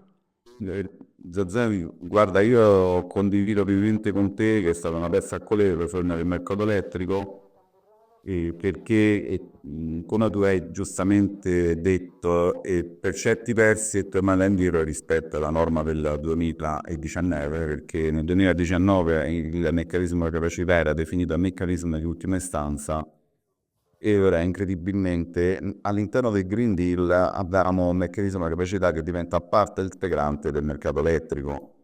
Quindi concordo con te, la riforma del mercato elettrico però è composta di due parti, una direttiva e un regolamento. Le parti brutte sono tutte nel regolamento, quindi di creare il ritorno al meccanismo di capacità come parte integrante del sistema elettrico, e purtroppo il regolamento è quello che diventa immediatamente attuativo, mentre nella direttiva dove ci sono le cose buone, tra cui per esempio il diritto all'owner sharing, il diritto ad avere più contratti di tipo dinamico o di tipo fisso, stanno nella direttiva, bisogna aspettare che gli Stati membri comunque lo applicano. Quindi, come spesso succede in Europa, le cose brutte vengono recepite subito e quelle buone bisogna aspettare, insomma, la benevolenza degli Stati membri. Però c'è una questione che in parte fa sperare. La Commissione europea, almeno alcuni commissari, quelli con i quali ho avuto modo di interloquire, sono perfettamente coscienti. Figuriamoci se la Ribena non è perfettamente cosciente che questa è una pezza a colori e c'è una volontà, bisogna vedere quanto riuscirà a imporsi, di mettere mano subito alla riforma del mercato elettrico ancora di nuovo, un po' come è avvenuto con la direttiva per la performance energetica in edilizia, che venne approvata nel 2018 e subito dopo è stata riscritta ed è sicuramente molto migliore rispetto alla precedente. Quindi in questo possiamo sperare. Certo c'è una situazione di maggioranze politiche tendenzialmente negazioniste e pro negli interessi dell'industria fossile nel Parlamento europeo e nel Consiglio, dove qualsiasi obiettivo di decarbonizzazione rapida e sostanziale viene frenato per una serie di interessi, tra cui non secondari sono gli interessi di tipo elettorale, perché è facile raccontare fake news spaventando le persone di fronte all'elettrificazione e alla decarbonizzazione. E quindi invito sicuramente tutti voi a darci una mano quando usciranno le proposte legislative per lavorare, perché c'è una cosa che gli altri paesi sono sicuramente più pronti e abbiamo bisogno cioè la società civile, che siano poi i consumatori o che sia quella parte di società civile tecnicamente evoluta come alcune persone qui presenti, possono e devono partecipare al processo legislativo e soprattutto devono fare delle battaglie informative mentre avvengono i processi legislativi, mentre purtroppo in Italia non vi è una sufficiente comunicazione, soprattutto una comunicazione oggettiva, reale, costante su ciò che succede nelle commissioni all'interno del Parlamento europeo o all'interno della Commissione, perché determinate strutture possono in parte essere corrette se ci fosse una pressione politica di tipo popolare e conseguente a una corretta informazione delle famiglie e delle imprese. Mi capita di parlare con i portatori degli interessi, capita di parlare con le persone, quelle del condomin, amici, parenti, persone che non si occupano di queste cose e mi rendo conto che vi è un deserto informativo anche alimentato dalla cattiva informazione dei media e della stampa. E questo è un lavoro importante che è al di là del percorso legislativo, perché poi il percorso legislativo ha conseguenza anche di quelle che sono le pressioni politiche da parte dei portatori di interesse sani. E grazie. Bene, benissimo. Grazie, a Dario Tamburrano e grazie anche per aver fatto questo inciso, diciamo, sull'informazione che mi riguarda in maniera decisa. Personalmente l'informazione sta diventando veramente un campo di battaglia della transizione energetica e più in generale della transizione ecologica. Perché? Perché una serie di nodi sono venuti al pettine e le forze che si oppongono a questi cambiamenti stanno agendo proprio sul piano dell'informazione. Se vogliamo vedere che cosa è successo, che cosa sta succedendo e che cosa succederà, possiamo vedere per esempio alla dinamica della comunicazione che hanno fatto per decenni nel secolo scorso le industrie del tabacco. Ecco, le industrie fossili stanno ricalcando esattamente gli stessi schemi. Io a questo punto darei la parola a Gianni Silvestrini, che è collegato con noi da casa sua a Palermo. Gianni Silvestrini del Kyoto Club. Prego Gianni, questione costi, energia. Tu sei il grande osservatore, diciamo, del panorama internazionale, specialmente per quanto riguarda i link tra energia e clima. Bene, che cosa sta succedendo sotto questo aspetto? Intanto io ritengo molto utile questa trasmissione e certamente ne faremo buon uso nell'ambito delle riviste, tecnologia, del portale. Perché? Perché il tema dei prezzi è un tema molto caldo che la gente segue, ma non sa. E quindi capire in che modo si possono ridurre i prezzi, sia a livello di risultato con l'autoconsumo, le comunità energetiche, e quindi capire perché le comunità energetiche non stanno funzionando, quali meccanismi mettere in piedi per far sì che queste veramente decollino anche nel nostro paese. Ma poi l'altro molto importante è quello di capire in che modo, abbiamo sentito gli esempi dei PPA, come si possa incidere nella riduzione delle bollette di aziende e poi più in generale. Ora, qui entriamo nello scoglio delle aree idonee, che sono in alcuni casi un elemento di freno la formazione delle aree idonee. Pensiamo alla Sardegna, cioè praticamente Sardegna ha ipotizzato le aree idonee che possono rappresentare l'1%, il 2% del proprio territorio. E non ho capito che se ci fossero più rinnovabili, in Sardegna la tecnologia elettrica si ridurrebbe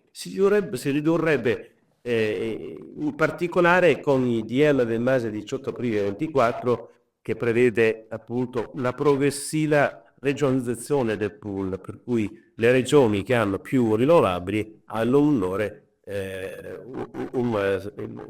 si ripercuote direttamente sul pool regionale. E credo che alcune cose si possono fare. Le comunità energetiche è un atto a riflessione. Sui PPA, anche qui abbiamo visto i dati, l'Italia è molto indietro. Inoltre bisogna adesso di accelerare questa possibilità, che consente di avere prezzi energia elettrica a prezzi certi e garantire la diffusione sulle scale degli impianti, ma ci vogliono grandi impianti. Quindi ancora una volta c'è la necessità di riflettere sul fatto che devi accelerare nella definizione della ridone. Sono d'accordo con Monzozzoli che sarebbe addirittura meglio passare direttamente alle zone di accelerazione rinnovabili, perché qui c'è un atteggiamento di blocco, pensiamo per l'appunto a Sardegna, è paradossale. Loro hanno il carbone e non vogliono le rinnovabili, ma assolutamente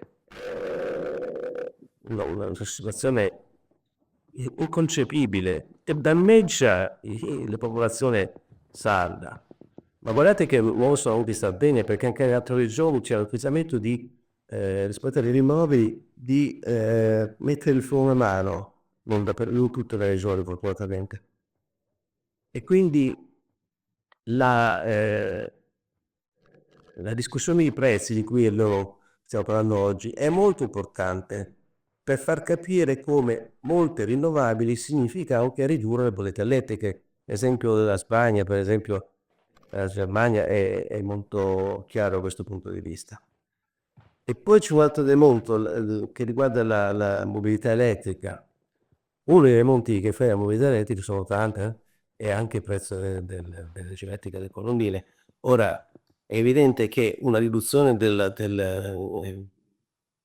prezzo del kilowattora ha vantaggio anche la mobilità elettrica, perché poi su questo mi pare che forse Tamburano diceva sul 2035, ma indipendentemente del 2035, noi siamo in presenza a una rivoluzione. In Cina più del 50% delle auto vendute sono elettriche, cioè è una rivoluzione irreluttabile. Poi dovremo capire in termini di politica industriale come possiamo fare come Europa per riuscire a ancora avere un ruolo. Ma che le auto elettriche si diffonderanno, si imporranno, non c'è dubbio. E da questo punto di vista bisogna vedere le interazioni tra auto elettrica, rete elettrica, vehicle to grid e così via.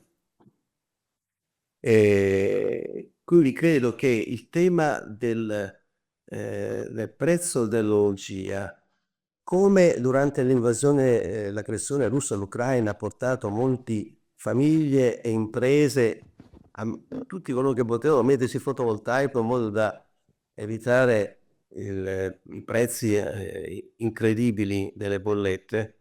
Ecco, credo che questa riflessione vada fatta, cioè che si debba fare un'operazione di diffusione dell'informazione. Le cose che sono state dette oggi sono molto chiare, anche gli esempi tra vari paesi, e far capire che se noi consentiamo alle rinnovabili di diffondersi più rapidamente avremo un vantaggio in termini di riduzione delle bollette. Questo è un concetto che non c'è nell'opinione pubblica.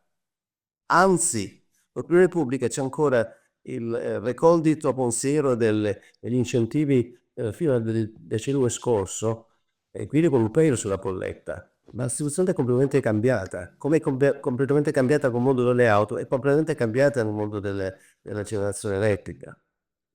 E per finire sono d'accordo che il demand response sarebbe una grande opportunità che noi non lo stiamo utilizzando, mentre nel momento in cui avremo quote elevate di rinnovabili, cioè andremo verso il 60, 70, 80%, ricordiamo che la Germania ha l'obiettivo dell'80% al 2030 e poi si discute di arrivare al 100% nel decennio successivo. Ecco che dobbiamo capire come possiamo in maniera intelligente utilizzare tutti gli strumenti, alcuni li abbiamo citati oggi, che consentano di avere quote molto elevate di rinnovabili. È un vantaggio per la collettività, un vantaggio per i singoli, per le imprese, per la collettività. Quindi la discussione di oggi la ritengo molto importante, sicuramente utilizzeremo una parte degli interventi per l'energia. Grazie. Bene, bene, grazie mille, grazie Gianni Silvestrini. E adesso, diciamo, dopo questa carrellata, entriamo un attimo nel vivo della discussione, perché vorrei dare la parola a questo punto a Gaetano Libia, ex dirigente di Federacciai e consulente di gruppi energivori. Ecco, la questione degli energivori e più in generale la questione delle imprese è assolutamente fondamentale, perché sono quelli che poi utilizzano moltissima energia e ricaricano poi i costi dell'energia sul prodotto finale, per cui i costi energetici che hanno le imprese energivore, nonostante abbiano fatto un grandissimo lavoro negli ultimi decenni, oserei dire, per efficientare le proprie imprese, rimangono sempre con una quantità di energia molto molto pesante in utilizzo. Pensate che il costo dell'energia fino a qualche anno fa per gli energivori costava qualche frazione, qualche percentuale dei costi generali, e adesso è arrivato sicuramente a 2 cifre, per cui abbiamo prezzi energetici che sono moltiplicati per un fattore anche spesso e volentieri 5 o 10. Bene, dottor Gaetano Libia, ci sente? Lo vedo online su Zoom, però Mi sentite? sì, la sentiamo ma non la vediamo. Ok, sono in macchina. Io normalmente abbastanza mi sono fermato per poter partecipare, perché quando il buon Attilio e tutti voi insomma mi chiamate, io dico sempre presente, per cui dove mi trovo, mi fermo. È stato, devo dire, una scelta anche molto bella quella che ho fatto, perché quando si trovano di fronte dei maestri come GB e un po' tutti voi che siete così bravi, diciamo, ehm, ciò che oggi abbiamo detto, diciamo, è veramente di grande spessore e di grande interesse. Come dice, io guarderò le rinnovabili dal lato dei grandi energivori, che poi è il mio mestiere. Vengo dall'Alcoa, dalla Sardegna, da Siderallois, poi sono transitato in Federacciai e adesso sviluppo ancora qualche cosa, molte cose per loro, per alcuni gruppi importanti della siderurgia. Come dice il professor Dozzi, noi siamo la siderurgia italiana, è quella più green d'Europa. Su 21 milioni di tonnellate di acciaio prodotte in Italia, noi siamo la seconda siderurgia d'Europa dopo la Germania, l'11ª nel mondo, e abbiamo tra i primi produttori mondiali, e noi siamo fra quelli con la minore intensità emissiva, solo 0,7 tonnellate di CO2 emesse per tonnellate di acciaio prodotto, a fronte della media mondiale di 1,5. Dati che vi è su un paper tirato fuori da CDP nei mesi scorsi, e che risponde alla verità. La siderurgia italiana in questo momento, devo dire, come dice qualche collega, per vedere i bilanci della siderurgia italiana bisogna vedere gli ultimi 5 bilanci, perché sostanzialmente sono andamenti ciclici quelli che noi viviamo nel mondo dell'acciaio. In realtà, se noi oggi guardiamo tutta la filiera di applicazione dell'acciaio, automotive, elettrodomestici, oil e gas, notiamo che tutti i settori, e questo non era mai successo negli anni scorsi, sono oggi bloccati. E per la prima volta nella storia del dopoguerra in Europa abbiamo la Germania che è ferma, completamente ferma. Se guardiamo il settore appunto dell'acciaio, guardiamo ThyssenKrupp che ha dichiarato esuberi per migliaia di dipendenti. Certo, la Germania si è bloccata come locomotiva, una volta era la locomotiva, e sono finiti anche quegli ammiccamenti fra Angela Merkel e Sarkozy che abbiamo visto in televisione, quando tutto era. Poi abbiamo capito anche, ha ragione GB, che adesso mi riferirò a qualche cosa che lui ha detto, come il gas russo da un lato e le centrali a carbone che bruciano ancora oggi lignite facevano il prezzo dell'energia. Detto questo, noi per gli ultimi, almeno negli ultimi 2 o 3 anni, abbiamo pagato l'energia, e ha ragione il cavaliere Arvedi che a Terni ha fatto insomma una rivolta in quella che per riappropriarsi di una vecchia centrale idroelettrica, vecchia non tanto, insomma, ma che comunque era al servizio dell'acciaieria. Negli ultimi 2 o 3 anni noi abbiamo pagato gli acciaieri, ma in generale i grandi energivori, grandi, medi e piccoli, il doppio o il triplo del prezzo dell'energia rispetto a Germania, Francia, Spagna e gli altri paesi. Quindi abbiamo chiesto ripetutamente nelle varie diciamo interlocuzioni che abbiamo avuto con il governo prima e dopo di questo qui, che si affrontasse il problema dell'energia in maniera diciamo, organica, con una visione strategica. Alla fine dopo 1 anno e mezzo di dibattimento hanno tirato fuori questo provvedimento sull'energy release, di cui diciamo, diremo qua che tutto sommato è un provvedimento che ci aiuta a un prezzo abbastanza, diciamo, interessante, se di prezzo dobbiamo parlare, dovrebbe favorire, e adesso vedremo i limiti che ha anche questo provvedimento, dovrebbe favorire i grandi privati che investono nel settore, perché nel giro di 20 anni, con una capacità di installare nuova capacità nei prossimi 3, 4, 5 anni al massimo fino al 2030, e poi restituire in 20 anni l'energia che il GSE c'ha in pancia, che dovrebbe, con questi famosi contratti a 2 vie, iniziare a darci dal mese credo dopo il 13 gennaio, credo fra febbraio e marzo, dovrebbe partire tutta l'operazione. In realtà cosa ci andiamo a scontrare su questa nuova capacità? Ma è stato detto anche da Gianni Silvestrini, da GP molto bene. Cioè qui per tutta la buona volontà che uno si mette, se noi guardiamo tutta la produzione legislativa di questi, diciamo, 2-3 anni, guardiamo molte cose, una legislazione un po' ondivaga. Se guardiamo il primo decreto, per esempio agricoltura, quel decreto agricoltura che proibiva, poi guardiamo altre cose che potrebbero, il decreto ambiente che potrebbero, in realtà se noi sul problema delle aree idonee ci blocchiamo a sostenere soltanto le aree dismesse, industriali o le cave in disuso, qui avremo una escalation dei prezzi che renderanno non agevole creare nuova capacità e avere un prezzo, diciamo, che sia importante per i grandi consumatori. Cioè, invece di lavorare al contrario, perché possiamo abbattere il prezzo dell'energia a condizione che ci siano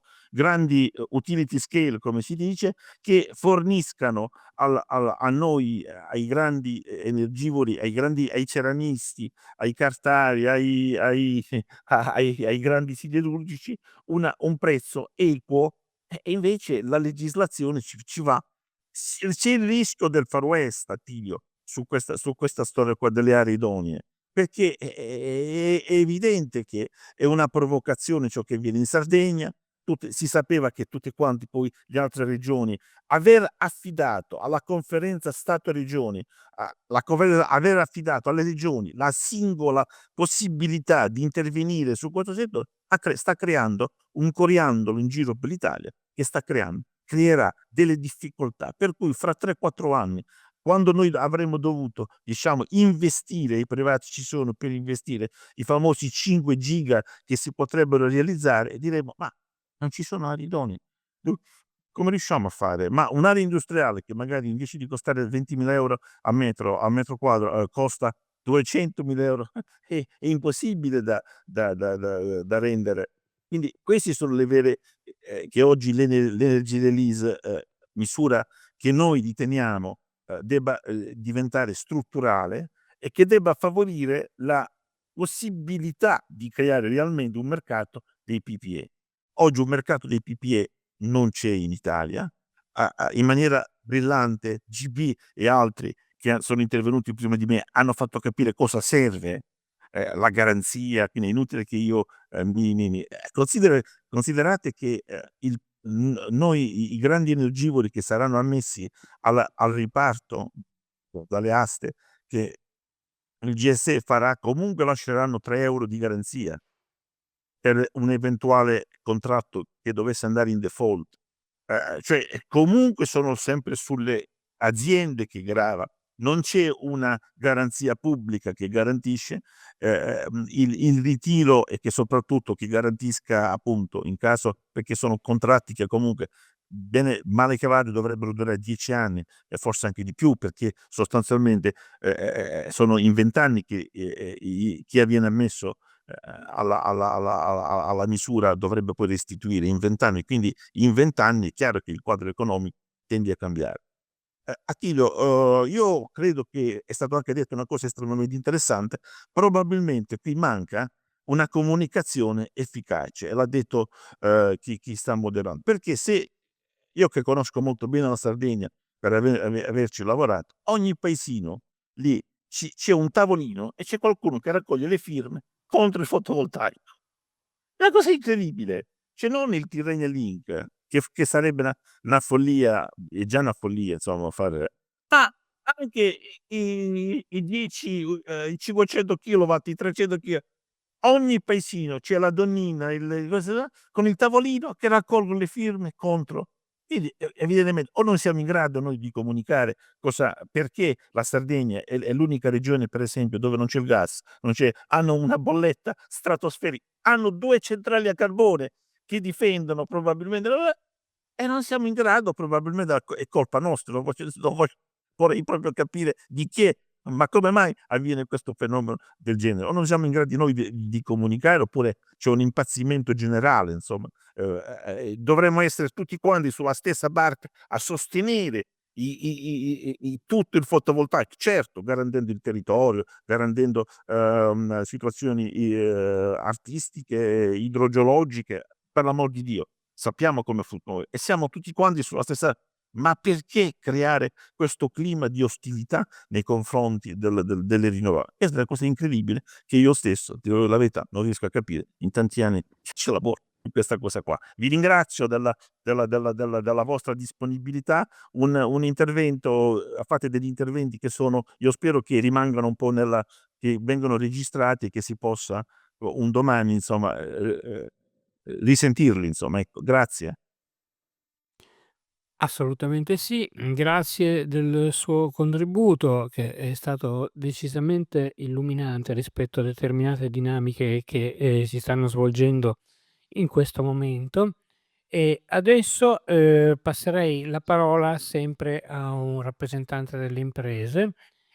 Dall'acciaio passiamo alla carta, altro settore che è stato investito in pieno dalle questioni energetiche, che ha sempre avuto problematiche energetiche e che ha risolto in passato attraverso la cogenerazione, perché per chi non lo sapesse, per la lavorazione della carta non serve solo l'elettricità, ma serve anche una grande quantità di calore, per cui si sono votati in tempi non sospetti alla cogenerazione. Naturalmente la cogenerazione è quella a gas metano, però adesso ce lo dirà anche Massimo Medugno di Assocarta, che vedo che è qui in linea, quali sono, diciamo, le prospettive per la decarbonizzazione e anche per contenere i costi, perché se la decarbonizzazione diventa troppo costosa, poi non ci rimane più nulla da decarbonizzare. Ora che impressione Medugno. C'è? Ci sente? Sì, buonasera, grazie dell'invito e dell'occasione. Insomma, avere questi momenti è sempre importante, anche perché la questione energetica sembra alle volte qualcosa che, come dire, ci contrappone noi consumatori ai produttori. In realtà credo che debba essere una questione che ci deve un po' tutti, insomma, vedere coinvolti. Insomma, voglio dire, il tema di avere un'energia a costi ragionevoli, a un buon costo, è un tema italiano, lo è soprattutto in Italia, probabilmente lo è anche in Europa più in generale, per cui insomma queste occasioni di confronto sono sempre molto interessanti. Ma dunque, parto dalla questione cogenerazione. Certamente, come dire, nel corso della storia dell'industria cartaria, in qualche modo quello che oggi si fa per le fonti rinnovabili e si fa per la generazione diffusa, in qualche modo il settore cartario questo tema della generazione diffusa l'ha un po' anticipato. Nel senso che nel tempo ha cominciato ad installare centrali a cogenerazione, confidando sul fatto che l'Italia era un paese mediamente ben metanizzato, diciamo, no? Per cui certamente la cogenerazione offriva un'occasione buona per, come dire, essere poi particolarmente efficienti, perché appunto utilizzare il gas in cogenerazione significa farlo con altissima efficienza e produrre elettricità e calore, e quindi sfruttare al massimo gas metano, sfruttarlo fino all'ultimo. E questa è un'attitudine che noi, insomma, in Italia abbiamo particolarmente sviluppato. E certo, come dire, se una volta facevamo i confronti, no, tra la nostra, come dire, performance ambientale e quella come dire, del consumo energetico in Italia, noi potevamo sempre vantare il fatto che la cogenerazione ci dava minori emissioni di CO2. Certo, minori non vuol dire, non significa poterle annullare del tutto con la cogenerazione. E quindi in quest'ultimo tempo effettivamente rimaniamo sì molto efficienti, ma il tema della CO2 ce l'abbiamo tutto.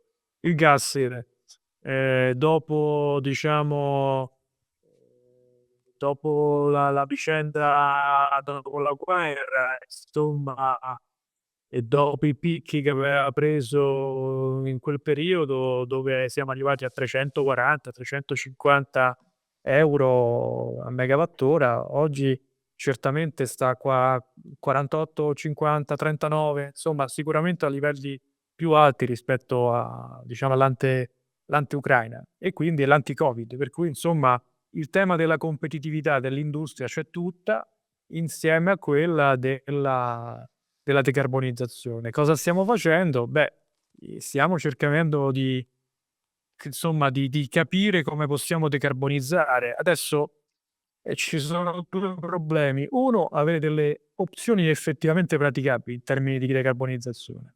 E questo secondo me, insomma, è un tema importante, anche perché delle opzioni rilevanti, importanti per un'industria energy intensive come l'industria cartaria o come altre industrie, come l'acciaio, insomma, non è che siano così disponibili. E soprattutto il tema è che questa decarbonizzazione deve essere una decarbonizzazione competitiva, insomma, dovremmo in qualche modo riuscire ad avere dei costi energetici che siano compatibili con la competizione con i nostri concorrenti europei e internazionali. Dunque, nella cogenerazione stiamo pensando ovviamente al biometano e questo lo si sta molto pensando, ma probabilmente non lo stiamo praticando così tanto quanto lo pensiamo, nel senso che non è comunque facile. In quest'anno è stata approvata una norma che dovrebbe un po' facilitare, diciamo, in qualche modo la messa in connessione tra i produttori di biometano e gli utilizzatori industriali. La norma sicuramente positiva, però diciamo, come dire, l'ondata, la produzione di biometano, insomma, sufficiente per decarbonizzare almeno una piccola parte dell'industria deve ancora arrivare.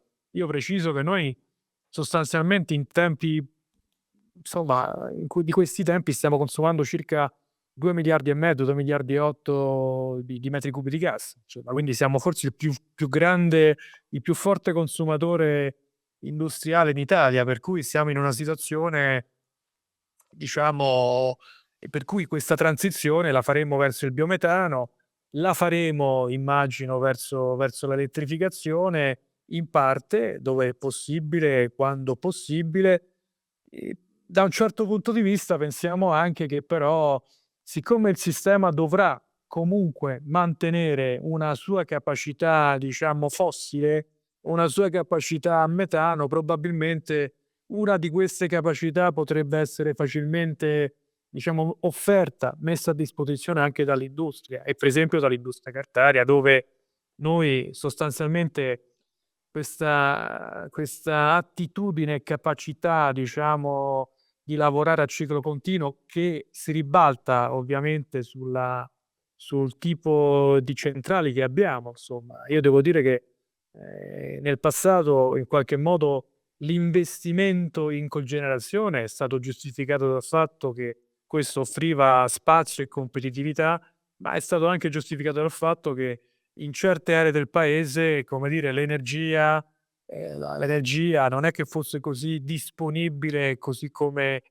pretendeva un'industria, per cui molto spesso, diciamo, la nostra capacità di cogenerazione e come dire, è stata anche una conseguenza di una difficoltà più generale a fornire energia alle industrie dislocate nel paese, insomma, perché se fosse possibile, diciamo, far passare tutti i consumi dell'industria cartaria in elettrificazione, cosa che non è possibile, ci avremmo, come dire, un problema grandissimo, quello di mettere a posto, ampliare le reti di trasmissione in maniera adeguata, insomma, questo diciamo è un tema molto importante. Devo dire che alle volte facciamo fatica, come dire, ad avere un normale collegamento alla rete molto spesso. Per cui, come dire, l'evoluzione dell'industria, anche sotto il profilo della cogenerazione e dell'autoproduzione, è stata anche dovuta a questi aspetti qui, banalmente, insomma.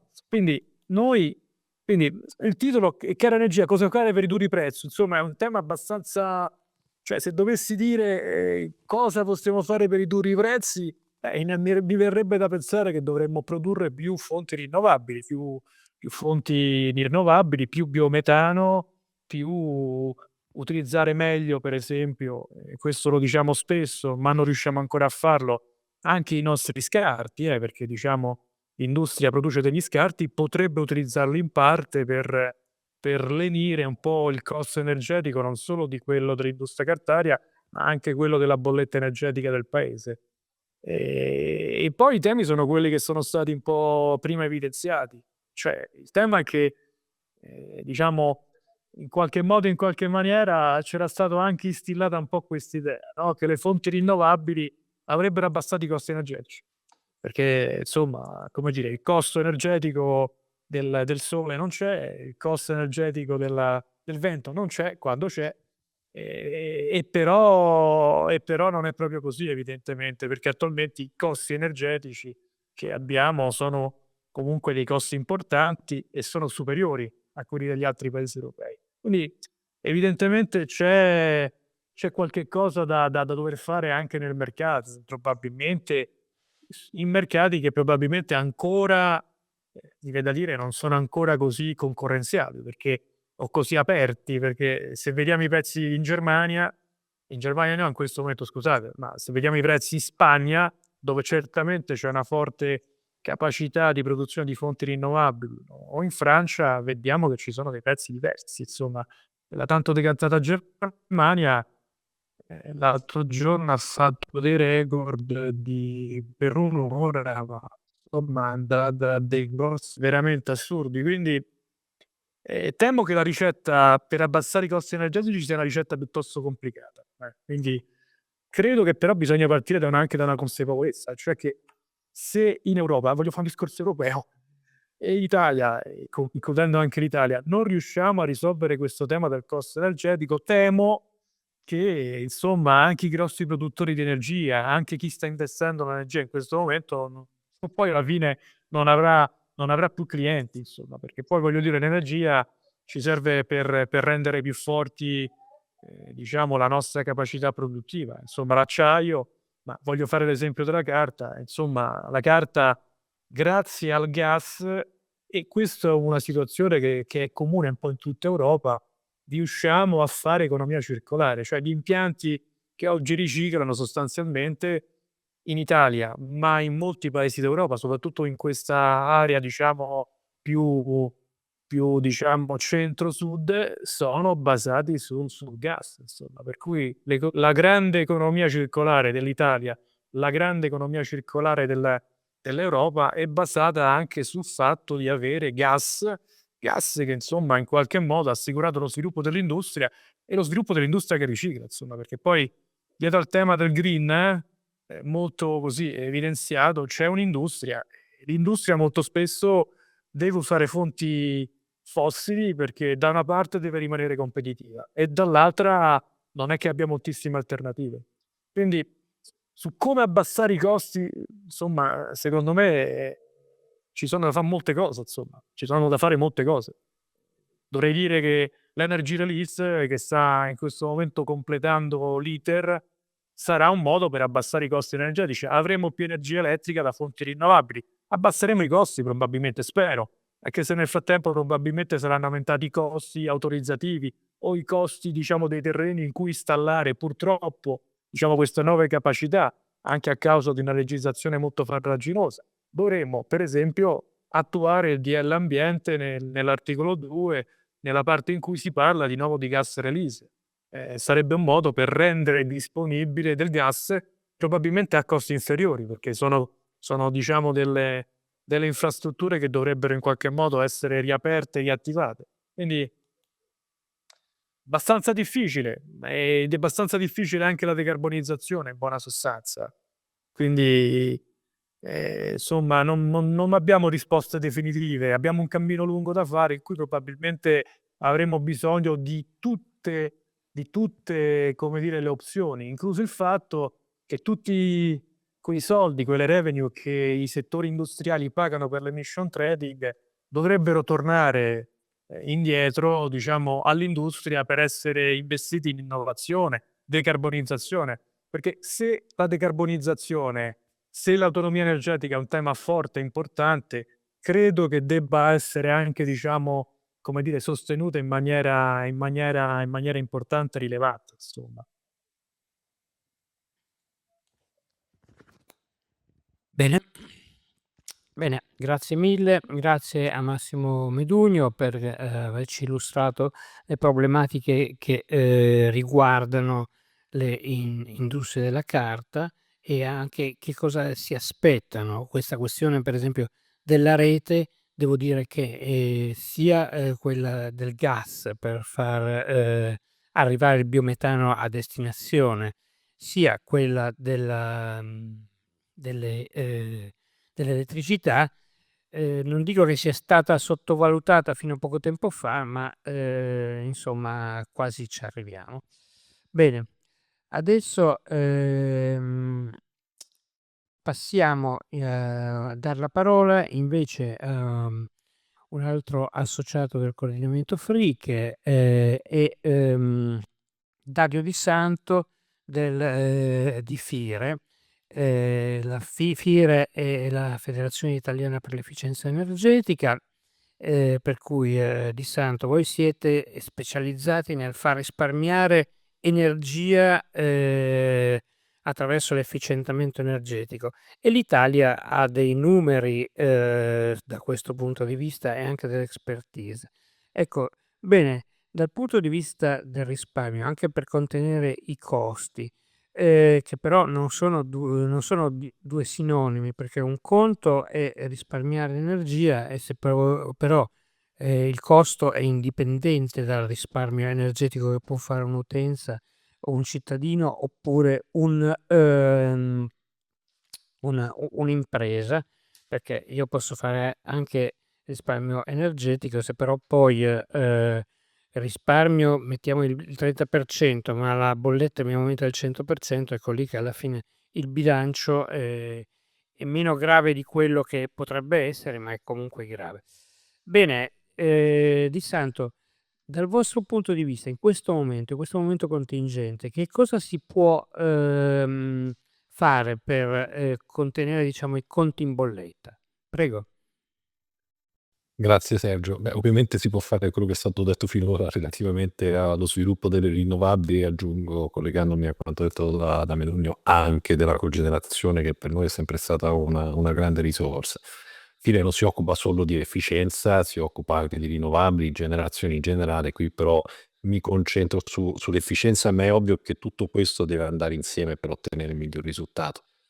Io parto con qualche numero. Noi nel 2000 avevamo un consumo di energia finale di 119 milioni di tonnellate equivalenti di petrolio. Dal 2000 al 2023 noi abbiamo risparmiato, secondo i dati dell'iniziativa Odissea Mure, che è un'iniziativa della Commissione Europea che va a monitorare un po' tutti gli indicatori energetici in Europa, nel nostro paese abbiamo risparmiato 26 milioni di tonnellate equivalenti di petrolio. Se noi togliessimo i 119 megatep del 2000 a questi 26 megatep, otterremmo esattamente l'obiettivo al 2030 dell'Italia sui consumi finali, che è un obiettivo che invece non raggiungeremo mai, basta andare a vedere il PNIEC, dove questo obiettivo si ferma molto più in alto, invece di stare a 93-94 megatep sta oltre i 100. E perché? Che l'efficienza energetica ci avrebbe consentito di raggiungerlo? Perché nel frattempo i consumi sono aumentati. Non nell'industria, perché l'industria dal canto suo ha visto un miglioramento dell'efficienza energetica di 10 megatep, e per il resto gli effetti di aumento dei consumi sono stati esattamente pareggiati dagli effetti di riduzione dei consumi legati al cambiamento dell'attività produttiva o della delocalizzazione. Quindi l'industria ha avuto solo un effetto positivo dal punto di vista dell'efficienza e della decarbonizzazione. Gli altri settori sono andati tutti in crescita.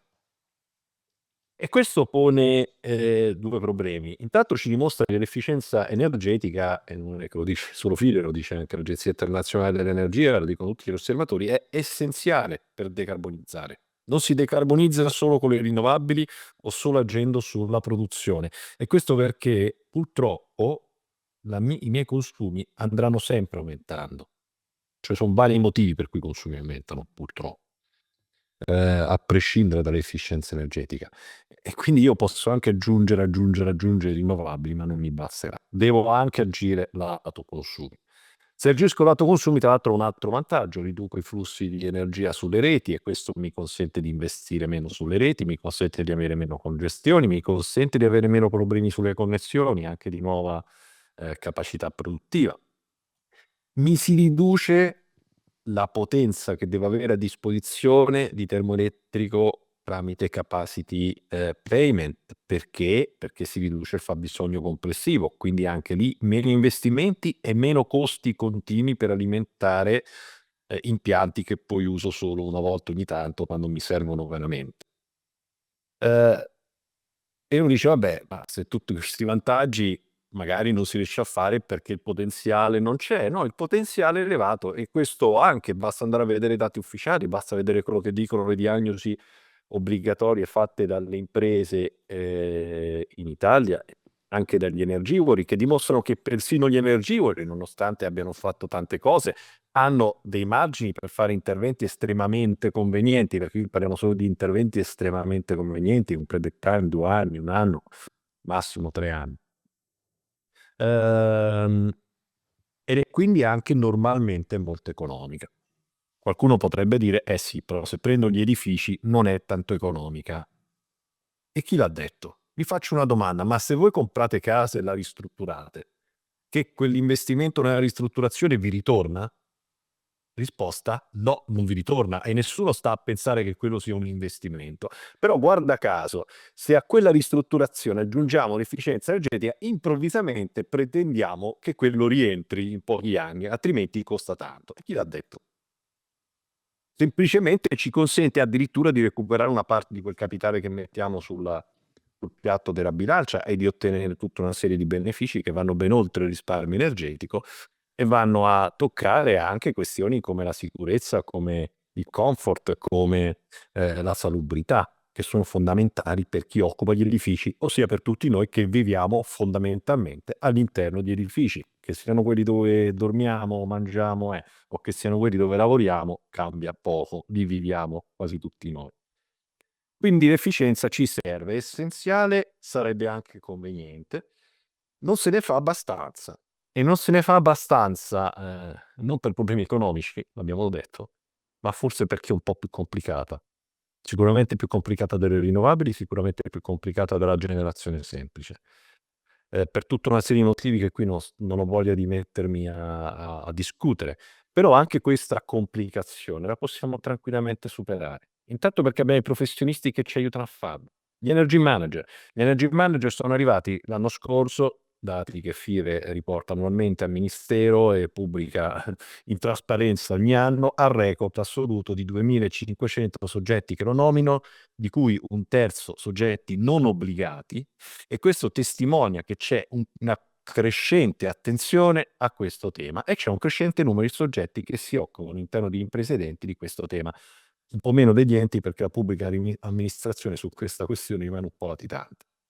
Esperti in gestione dell'energia, che sono esperti certificati, che sono in grado di aiutare le imprese, o perché energy manager, o perché consulenti, o perché all'interno di altri operatori di mercato, a superare questa complessità, a trovare le migliori soluzioni. Anche qui quest'anno siamo arrivati a 3.500 EGE, partivamo dall'anno scorso che erano circa 3.000, ed è una continua crescita. Quelle magari non crescono, ma si strutturano, e tanti provvedimenti, anche gli ultimi insomma, decisioni all'interno della legge di bilancio mostrano un'attenzione maggiore all'ESCO, anche per esempio per Transizione 5.0. ESCO che possono in molti casi anche finanziare direttamente gli interventi, offrire contratti a prestazioni garantite e così via. E poi abbiamo i sistemi di gestione dell'energia che la nuova direttiva rende obbligatori per tutte le imprese oltre circa 2000 TEP a partire dal 2027. Quindi abbiamo gli strumenti che ci aiutano a superare la complessità, a mostrare che l'efficienza ci conviene e si può fare. Non bastassero poi tutti gli esempi che Fide continuamente porta nelle sue pubblicazioni, nelle sue conferenze, nei suoi eventi, chi ci segue lo sa perfettamente.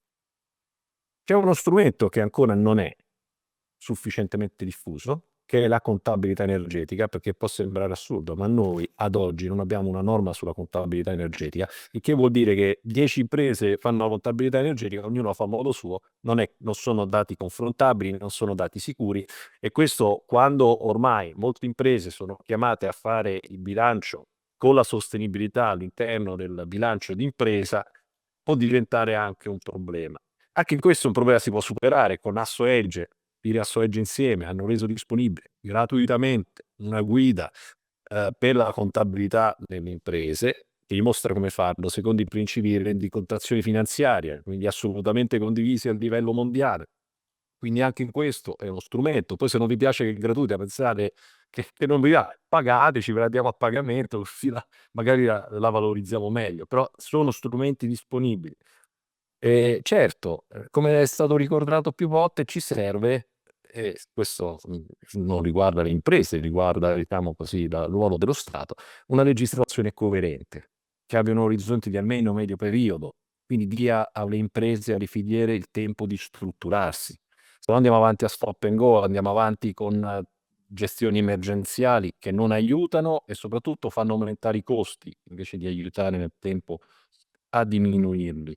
E qui è importante appunto che il governo e i ministeri facciano la loro parte. È inutile continuare ogni anno a tirar fuori 300 provvedimenti, più che altro come proclami, perché poi ne escono veramente pochi, specie sul settore dell'efficienza energetica. Soprattutto è dannoso se faccio da un lato un provvedimento che incentiva, l'abbiamo sentito in più interventi oggi per le rinnovabili, e dall'altro un altro provvedimento che mi blocca, perché il risultato pratico è che io mi ritrovo a spendere molto di più per raggiungere un certo risultato e ci metto anche molto più tempo a raggiungere il risultato. Sarebbe come se io, come direttore, ai miei dipendenti dicessi: guarda, ti do il premio di rendimento se mi fai questa cosa, però mi devi lavorare solo lunedì dalle 9 alle 12, non puoi usare il computer, non puoi usare l'intelligenza artificiale, insomma, tutto più complicato. E mica sono scemo.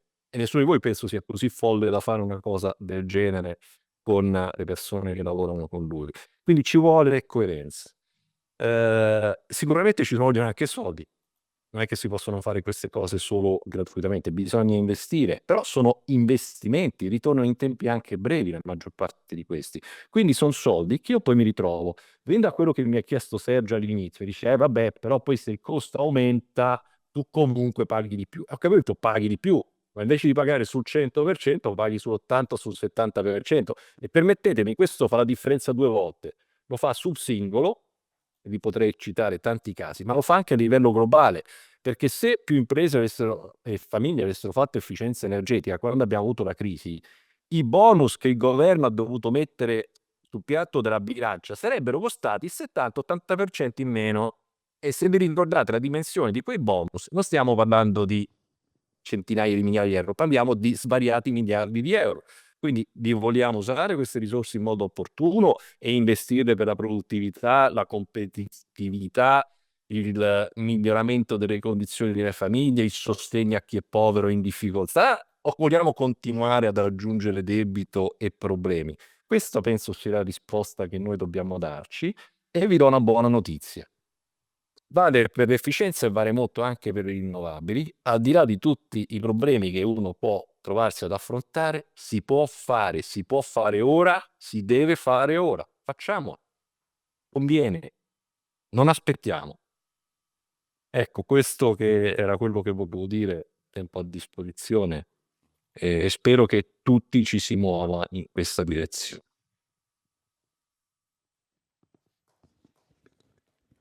Bene, grazie mille.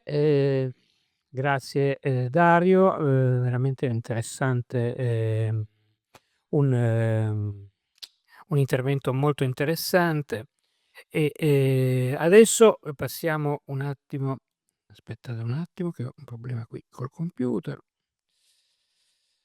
E ora passiamo la parola a Mauro Vergari di Adiconsum che, ci darà, diciamo, il parere dei, consumatori, che sono i primi a pagare questi conti energetici esagerati e che però, riallacciandomi alla questione comunicazione e informazione che è stata sollevata più volte, sono anche coloro che dovranno essere i destinatari di una buona comunicazione, una buona informazione, che sia un'informazione a 360 gradi, perché, la cosa peggiore che si può fare quando si parla di informazione è comunque di celare alcuni aspetti che possono essere negativi di una determinata parte o un'altra. Bisogna avere diciamo, un atteggiamento verso le persone di, sincera onestà, oserei dire intellettuale, nel comunicare a 360 gradi tutte le, questioni, tutte le tecnologie, tutte le questioni legate a politiche e sociali che investono il panorama energetico, la questione energetica. Bene Vergari, a lei. Buonasera a tutti.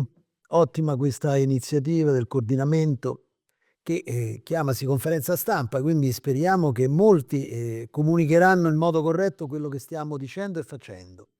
Sicuramente io che devo dire? Devo dire che un consumatore che ascoltava questo incontro e soprattutto la prima parte dovrebbe, sono molto categorico, dovrebbe scendere in piazza, cioè dovremmo protestare tutti, cioè esiste un metodo per non pagare quello che paghiamo per l'energia, che poi vuol dire anche pagarla più di una volta, perché ogni volta che facciamo un acquisto, tutti noi, perché tutti siamo consumatori, il costo energetico ricade sul prodotto, ricade sul servizio, perché tutti usiamo energia.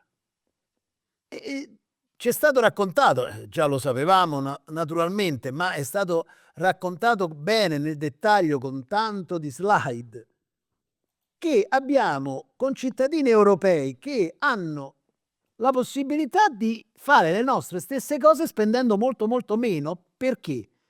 Perché chi ha il compito di gestire la comunità ha provveduto. A parte i meccanismi tecnici che molto bene specificati, che Adiconsum già conosce perché sono anni che in tutti i tavoli, in tutti i luoghi, noi non facciamo altro che dire che va rivista la rimodulazione della formazione del prezzo dell'energia, che deve essere svincolata da quella del gas, che deve tener conto del rinnovabile. Tutte le cose che conosciamo e le abbiamo dette da anni e da anni purtroppo siamo inascoltati. Il dramma di questa situazione è che, come diceva qualche interlocutore prima, non c'è contezza da parte dei cittadini di questa realtà. Cioè i cittadini sono tutti convinti che è così. Ci sono dei fattori esterni, come se fossero calati dall'alto, che ci obbligano a dover pagare l'energia. E molti, io direi troppi, sono anche convinti che tutto questo è causato da questa benedetta transizione energetica, dalla sostenibilità, dal problema climatico che ci sta rovinando tutto, perché abbiamo meno soldi nel portafoglio e perché l'energia aumenta. Addirittura, lo avete detto anche voi, noi spesso credo che siamo l'associazione consumatori che da più di tutte le altre si dà da fare per parlare di sostenibilità, di transizione, per spiegare ai consumatori della necessità e dell'effettivo risparmio dell'utilizzo delle rinnovabili, ma la maggioranza, come è stato detto, ancora è convinta che invece siano le rinnovabili la causa dell'aumento del costo dell'energia. Quindi qui c'è un problema serio, un problema comunicativo. Perché? Perché con molta probabilità chi oggi gestisce la cosa pubblica avrà altri interessi, perché da come ci è stato raccontato, dicevo prima, bisognerebbe scendere veramente in piazza, perché se c'è il metodo è un furto legalizzato il dover pagare di più. Il metodo non lo devono usare solo gli spagnoli, lo dobbiamo usare anche noi, non solo i tedeschi, lo dobbiamo usare anche noi. Anzi, noi di più, perché noi siamo il paese del sole, del vento, del mare, e quindi, eppure non c'è questa sommossa, anche se noi la raccontiamo. Quindi cosa vuol dire? Che c'è anche un problema, e qui il coordinamento FRI con tutti i suoi associati può e deve, oltre a organizzare quello che sta organizzando, trovare delle soluzioni. Dobbiamo dare maggiore comunicazione. È necessario far capire quanto è utile sviluppare le rinnovabili. Invece, purtroppo, il mondo del fossile è molto più forte, riesce a dare di continuo notizie false, lo fa in tutti gli ambiti. La macchina elettrica non si può usare, la pompa di calore non si può usare, il fotovoltaico non è per tutti, le comunità energetiche si possono fare solo in piccola parte, questo non si può fare, non possiamo abbandonare il gas, non possiamo smettere di fare quello che facciamo, non riusciremo mai a coprire tutto il fabbisogno energetico, quindi dobbiamo fare il nucleare. E tutto questo entra, arriva. Tutto quello che è giusto e che si è detto all'inizio, raccontato molto bene, non arriva. Gli spagnoli e i tedeschi non credo che debbano per forza tutti convincersi, perché si trovano in un paese in cui vedono gli effetti. Maggior numero di rinnovabile, si abbassa la bolletta elettrica. Si abbassa la bolletta elettrica, il costo di tutti i consumi si riduce, viene naturale dire il rinnovabile serve. Da noi è tutto l'opposto. Noi spingiamo sempre sul rinnovabile. Chi attacca il rinnovabile dice che è demagogico perché è un concetto ambientalista, ma non è che in realtà serve. Guardavo addirittura stamattina un video su Instagram dove si parlava malissimo delle pale eoliche con delle fake continue. Cioè è proprio strutturato questo metodo. E allora cosa possiamo fare? Noi associazioni consumatori siamo tutti convinti della necessità di cambiare la modalità di fare il prezzo dell'energia, di diffondere e sviluppare il rinnovabile. Non c'è, almeno che mi risulta, nelle 19 associazioni consumatori non c'è nessuna opposizione a questo. Eppure non riusciamo a smuovere più di tanto.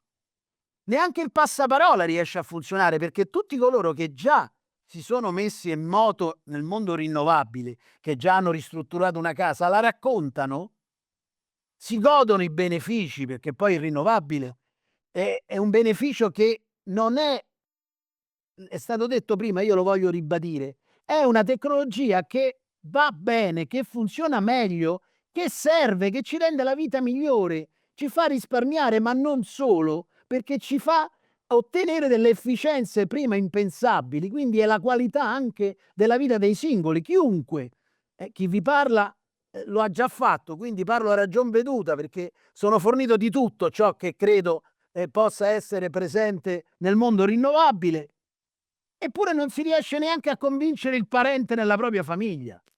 È veramente assurda questa cosa. Forse ci sarebbe bisogno di qualche sociologo, dobbiamo trovare qualche forma. Sicuramente non ci dobbiamo stancare e dobbiamo alzare il livello di conoscenza dei consumatori, perché dal basso, molto probabilmente, soltanto dal basso può avvenire questo. Se riuscissimo a superare una buona fetta di persone, a fargli capire che ogni volta che ricevono la bolletta qualcuno gli sta rubando i soldi dal portafoglio perché non ha fatto ciò che si doveva, solo a quel punto qualcosa si muoverà, altrimenti rimane tutto così sopito, perché i poteri forti del fossile e in realtà in Italia stanno vincendo, forse anche perché, come sono state dichiarate dalle ultime ricerche scientifiche, siamo il paese d'Europa col maggior problema di incapacità di apprendimento, non riusciamo nei nostri concittadini, 1 su 2 non riesce a capire quello che si dice e quindi veramente siamo forse messi male. Il mio può sembrare un discorso pessimista, un po' lo è, perché sapere che potremmo vivere meglio e spendere i soldi in un modo diverso e poter avere sul serio l'energia elettrica come vettore principale ad un costo opportuno sarebbe veramente bello, e sapere che questo non è dovuto a un qualcosa di esterno, di irrefrenabile, di impossibile, ma è dovuto ad azioni che, come abbiamo raccontato, non si effettuano oppure furbescamente si rallentano. E il rallentamento delle attività tecnologiche sappiamo tutti che è deleterio. Quindi noi continueremo a lavorare, continueremo a informare e credo che gli strumenti di massa, i media di massa devono entrare in funzione. Noi dobbiamo in tutti i modi stimolare i giornalisti, la stampa, la televisione, perché si parli di queste tematiche, si discuta e si informino correttamente in modo scientifico i consumatori. Altrimenti sarà sempre una grande fatica e purtroppo con il grande peso che abbiamo di persone che stanno in povertà energetica, sono circa 4 milioni e mezzo, il problema diventerà serio e sociale, ma anche questi pensano che ciò che gli si verifica non è risolvibile, perché è il sistema che lo provoca, mentre invece è la mancanza di azione corretta che provoca tutto questo. Quindi forse il mio sembrerà più un appello, cioè uniamoci, troviamo le forze e le modalità, perché un luogo come Coordinamento Free sicuramente può dare quella forza necessaria per raggiungere il più possibile la massa dei cittadini, almeno ad illuminarli e fargli sapere come realmente le cose stanno e che con rinnovabile e il loro sviluppo la bolletta energetica scenderebbe di tanto. Grazie. E dunque, stanno arrivando dalle persone che ci seguono parecchie domande, ne abbiamo almeno 3. Una che è arrivata circa una ventina di minuti fa da parte di Alessandro De Lorenzi, che chiede: quando evolveremo dal marginal price system a un system pay as a bid, se vogliamo abbassare il prezzo del PUN per i consumatori? Io non ne sento neanche parlare a livello europeo. Bene, passo questa domanda e chiedendo anche ai miei interlocutori qua in studio di dare una spiegazione sui termini, perché i termini sono molto specialistici e per l'appunto, come ha detto Vergani, bisogna fare una comunicazione molto efficace e efficiente, bisogna farsi anche capire. Prego Attilio. Ah beh sì, ho già il microfono, avete ragione, scusate. Beh, intanto questo poi è un punto che anche Mauro Vergari in questo momento aveva richiamato, nel senso ha detto dovremmo fare in modo di disaccoppiare i prezzi delle rinnovabili rispetto a quelli delle fossili. Allora, è un tema abbastanza dibattuto. Oggi il meccanismo funziona così come aveva spiegato prima GB, e cioè il prezzo si forma con quelle che sono le offerte fino ad il prezzo massimo che è rilevante per le esigenze di energia, e questo meccanismo si chiama prezzo marginale. Poi a tutte le offerte si applica il prezzo più alto, e questo è il meccanismo come funziona oggi, per cui anche se si è offerto un valore più basso per singola ora, perché poi le offerte vengono fatte ora per ora, in ogni caso viene assegnato il prezzo più alto per cui c'è bisogno di energia. Questo come traduzione semplice. L'altro meccanismo, il pay as bid, sarebbe invece un meccanismo dove si assegnano i prezzi in funzione di quello che si è offerto. Allora, c'è da dire che non ci sono delle risposte ben precise e chiare, poi forse magari su questo GB tu potrai dare qualche indicazione. Io so che questo meccanismo lo hanno già sperimentato in Inghilterra tempo fa. Certamente delle soluzioni e delle ipotesi di pay as bid, quindi di prezzo che è assegnato come viene offerto, ad oggi su mercati dove c'è una alta penetrazione delle rinnovabili non sono ancora stati sperimentati. Quindi teoricamente bisognerebbe fare degli studi abbastanza approfonditi, e di questo magari ci possiamo anche prendere l'onere di provare a farli. certamente cambiare i mercati di formazione del prezzo a livello europeo sulla base di una borsa europea che è estremamente complessa non è immediato. Quindi sicuramente andare verso la stipula dei PPA è un meccanismo più semplice di contrattualizzazione a lungo termine che disaccoppia analogamente. Quest'altra alternativa è un'alternativa percorribile, sicuramente molto più complicata, di effetto non certo, per cui noi ci impegniamo ad approfondirla. Non so se GB vuoi aggiungere qualche commento. Sì, noi abbiamo per ISBID l'esperienza del Regno Unito, dove è stata applicata. Qual è stato il risultato?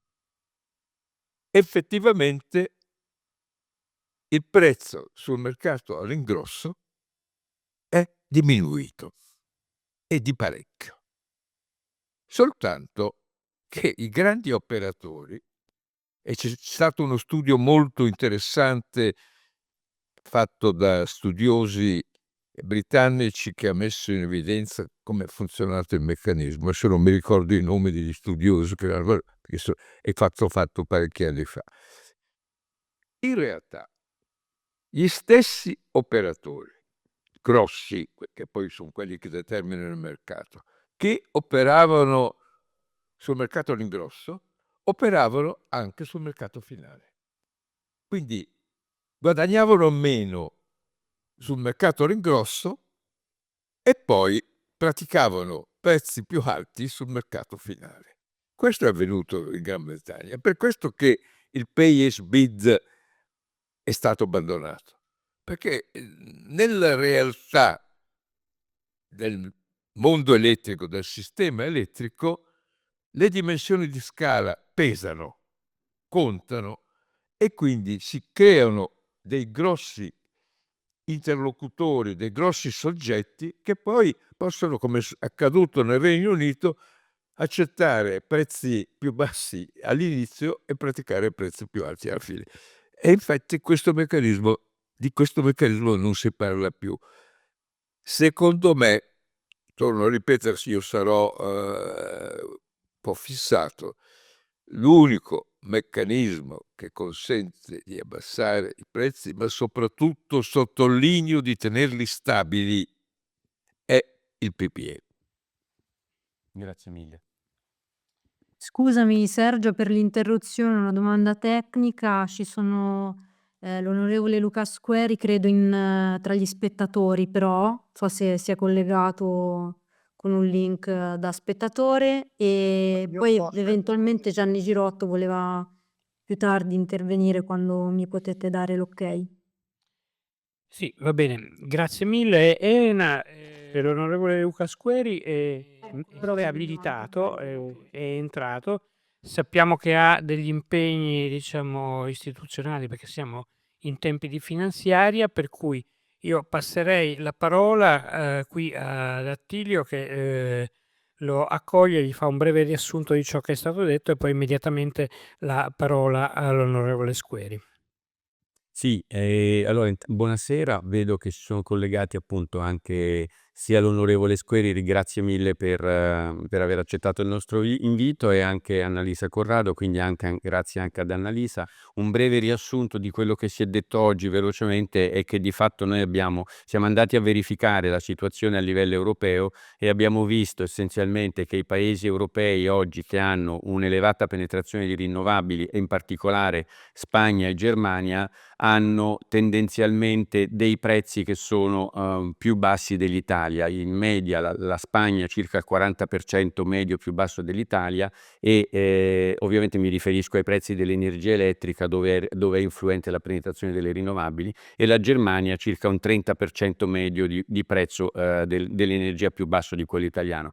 Quindi la soluzione che noi abbiamo dato diciamo che la sintesi di questa analisi è di il fatto che una maggiore penetrazione delle rinnovabili facilita la diminuzione dei prezzi, perché aumentano le ore in cui c'è una rilevanza delle rinnovabili rispetto alla media, e questo permette l'abbassamento. Lo si vede anche andando a verificare i prezzi zonali delle varie zone italiane, dove quando le rinnovabili sono rilevanti i prezzi scendono molto, in alcuni casi arrivano anche a zero. Questa è una cosa che si può verificare anche oggi in Italia. È chiaro che però nella media non hanno particolarmente effetto. Quello che si è visto da degli studi, anche confermati poi da un'analisi fatta dal Banco di Spagna, è che quando questi prezzi salgono sopra il 60% la cosa diventa rilevante e l'effetto prezzi si vede anche sulla media.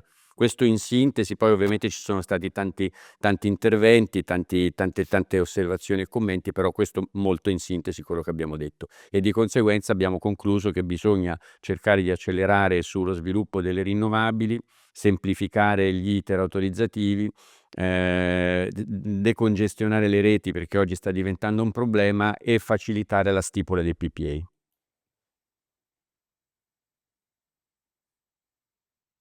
Grazie. Quindi penso, Stefano e Sergio, penso che possa far intervenire gli ospiti. Sì, sì. Dunque, onorevole Squeri, prego. Sì, mi sentite? Perfettamente, vada. Ok, tanto grazie dell'invito, grazie del riassunto, della sintesi, perché non ho potuto ascoltare gli interventi precedenti, ma vedendo i presenti sono certo che saranno stati di grande competenza, di grande autorevolezza.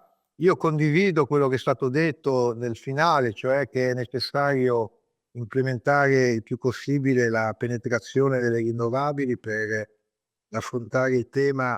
Fatemi dire, non solo il caro prezzi, perché in realtà il prezzo è una componente del trilemma a cui invece bisogna dare risposta in maniera complessiva. Il trilemma da cosa è costituito? Intanto dalla sicurezza, cioè dall'approvvigionamento di energia che possa soddisfare quelle che sono le richieste dei paesi, e l'Italia ha diverse problematiche da soddisfare per l'appunto. Dunque la sicurezza, i costi per l'appunto, e poi non dimentichiamoci ovviamente la decarbonizzazione, perché poi tutto questo deve essere appunto coniugato al fatto che siamo in atto, siamo in fase proprio di una transizione difficile da compiere, perché è la transizione che l'Italia ha come, diciamo, fotografia un 80% di energia fossile rispetto al 20% dell'energia rinnovabile. Ovviamente questo a livello complessivo, perché se si parlasse solamente di energia elettrica è chiaro che le percentuali sarebbero differenti, però a noi interessa il sistema complessivo, per cui ripeto 80% fossile, 20% rinnovabile. Per cui quello che è il nostro indirizzo, quello che posso dire che il governo sta cercando di portare avanti, è per l'appunto una transizione energetica che conferma gli obiettivi molto ambiziosi che abbiamo sia al 2030 per poi arrivare al 2050, però in una chiave di sostenibilità, per cui intanto parliamo diciamo di ciò che dobbiamo eliminare, cioè il fossile. Il fossile al momento è ancora determinante, per i prossimi decenni lo sarà, per cui non possiamo dimenticarci che tutte le problematiche legate a questa tecnologia di fonte energetica possa essere data per sorpassata, perché così non è, e sarà appunto un cammino impegnativo quello per dismettere adesso quanto rappresenta. E poi c'è l'implementazione di tutte le fonti rinnovabili, dove chiaramente l'eolico e il fotovoltaico sempre di più dovranno essere protagonista, ma che attualmente, perché io ragiono sempre nell'ottica dell'80-20, non del 35-40, 65-60, per cui nell'ottica dell'80-20, 80 fossile e 20 rinnovabile, non dimentichiamoci che attualmente l'eolico e il fotovoltaico si può dire che, a parte la geotermia, sono le Cenerentole dell'energia, e dunque sì, saranno protagoniste, ma partendo già adesso da una posizione che per implementarla già ci fa immaginare che non potranno essere l'unica risposta alle problematiche che abbiamo, per cui un'implementazione trasversale del mix energetico sia di rinnovabile, puntando ancora, come già adesso è, la bioenergia, che è la fonte rinnovabile più utilizzata, sapendo i problemi che ha, per cui contrastando gli effetti inquinanti che questa tecnologia ha dell'aria, ma con tecnologie che possono affrontare questo tema e dunque dando spazio agli effetti positivi climalteranti che ha. È una notizia proprio di questi giorni che in Regione Lombardia sono state implementate le tecnologie dal punto di vista delle caldaie, dove si è arrivati alla sesta, settima, ottava stella, oltre alle 5 attuali. Questo vuol dire che le emissioni inquinanti saranno sempre più ridotte e dunque ecco che si potrà utilizzare questa tecnologia dando risposte risolutive al tema dell'inquinamento e dunque facendo partecipare questo tipo di fonte rinnovabile a quello che sarà poi l'effetto sul clima, comunque sulle emissioni climalteranti. Voi sapete quanto siamo sensibili anche a un ulteriore aspetto, cioè che oltre alle energie rinnovabili ci deve essere l'aggiunta dell'energia nucleare. A me dispiace sentire molto spesso chi mette in contrapposizione le fonti rinnovabili all'energia nucleare. Secondo me non sono da mettere assolutamente sono da mettere in competizione rispetto alle offerte che possono dare. Non sono da mettere in contrasto, non sono da essere considerate alternative. Non è che una esclude l'altra, anzi è l'esatto contrario, tutte e due devono concorrere a dare il proprio apporto in termini di energia pulita e dunque rispetto al grande tema che abbiamo da affrontare, la decarbonizzazione. Sui costi potremo aprire adesso un dibattito perché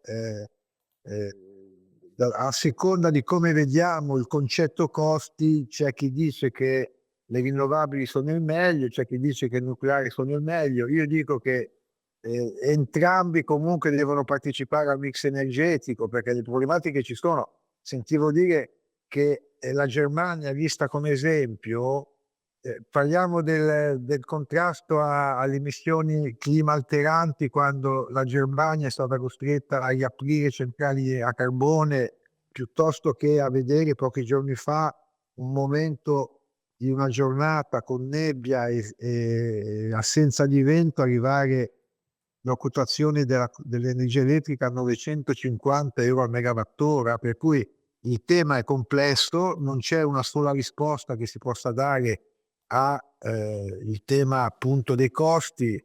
Su questo tocco un tasto sicuramente voi sensibili, quello delle comunità energetiche, che sicuramente è uno degli strumenti più efficaci, se si vuole, per dare risposte al tema costi, però potete anche condividere con me che comunque sarebbe una risposta marginale al problema complessivo delle risposte da dare a aziende, per esempio energivore.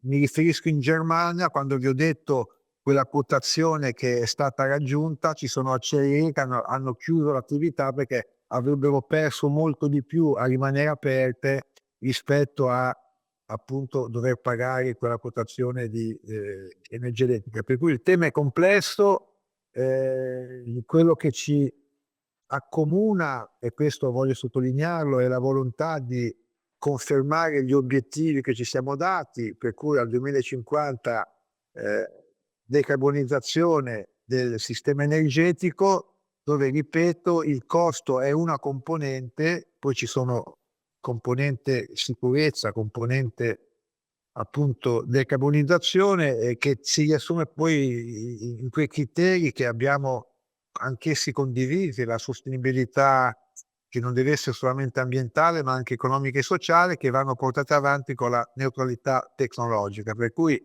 massimo spazio, e problemi ce ne sono, alle fonti rinnovabili, al fotovoltaico e eolico, chiarire sempre di più il discorso delle aree idonee per dare certezza agli operatori di dove poter andare a installare gli impianti, senza privilegiare, fatemi dire, una tecnologia rispetto all'altra. Ecco che questo, a mio avviso, è un approccio corretto per portare avanti un obiettivo che è veramente titanico.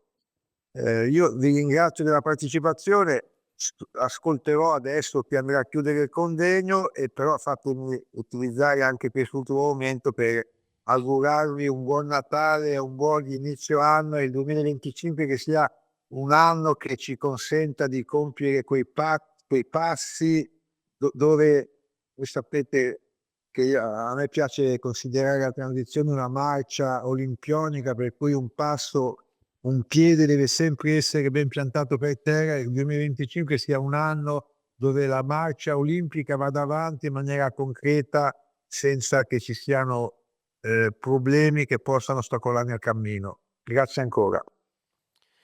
Grazie mille, grazie onorevole Squeri. Rimanga lì un attimo perché voleva fare qualche osservazione al suo intervento il presidente del coordinamento FRI Attilio Piattelli. Prego Attilio. Sì, vabbè, intanto grazie per gli auguri, quindi ricambiati assolutamente. Ma rispetto alle cose che ha detto, avevo un paio di osservazioni che, visto che poi voi siete al governo e quindi avete la possibilità di incidere magari su determinate scelte, io intanto gliele segnalo, poi dopo ovviamente lei ne faccia tesoro come vuole. Una è quella che sicuramente siamo d'accordissimo sul raggiungimento degli obiettivi, e siamo d'accordissimo che gli obiettivi non vanno raggiunti solo per le elettriche, ma assolutamente anche per tutte le rinnovabili. Abbiamo anche parlato prima con l'intervento di Dario Di Santo anche dell'efficienza energetica, quindi ci mancherebbe, questo è chiarissimo. Però per quel che riguarda l'elettrico c'è un aspetto rilevante che andrebbe affrontato, che è quello della congestione delle reti, e quindi glielo volevo segnalare perché secondo me c'è la necessità da parte sia del MASE che di ARERA che intervengano abbastanza velocemente con dei provvedimenti che cerchino di congestionare le reti, perché sono molte delle infrastrutture di rete attuali che abbiamo di alta tensione e media tensione sono di fatto bloccate da richieste di connessioni virtuali. Quindi questo è un aspetto che volevo segnalarle. Come secondo punto, visto che lei ha accennato al nucleare, noi all'interno del coordinamento FRI abbiamo sia associazioni che sono contrarie al nucleare, tipo Legambiente, gliela richiamo, ma anche altre che fanno parte di Confindustria che invece sono neutre da questo punto di vista. Noi cerchiamo sempre di tenere un approccio scientifico, quindi non diciamo assolutamente no, diciamo che può andare bene la ricerca senza dubbio, però quello che stiamo aspettando dal livello governativo è che vengano diffusi i dati, nel senso che ci è stato presentato un PNIEC che prevedeva che fossero diffusi i dati di valutazioni economiche, e questa cosa ad oggi non è ancora stata fatta. Quindi per poter fare delle valutazioni, secondo noi è importante che questi dati vengano diffusi in maniera che poi anche dal punto di vista tecnico gli esperti li possano analizzare. Mancano secondo noi nel PNIEC delle analisi anche di carattere basate sulla sicurezza e su altri aspetti, però intanto partiamo dal primo punto, che è quello della messa a disposizione dei dati, quindi questo è un segnale che le lancio. Per ultimo, secondo me invece un approccio che non condivido, che è quello attuale governativo, è un po' una guerra che si sta facendo all'auto elettrica, che io non condivido per vari motivi, perché l'auto elettrica è enormemente più efficiente dell'auto a benzina o comunque a combustibili fossili, perché darebbe la possibilità di un'autonomia energetica in tutti i sensi quando c'è una produzione di rinnovabili interna, e quindi non ci sarebbe questa continua dipendenza da combustibili fossili. E poi per ultimo perché ormai si è dimostrato a livello internazionale che il trend mondiale è quello delle auto elettriche, è un trend che stanno seguendo in tutto il mondo, quindi rischiamo in questo modo di perdere anche un'opportunità tecnologica in settori che poi invece stanno arrivando e che saranno sempre più presenti. Ecco, questi erano i miei commenti, grazie mille. Posso intervenire?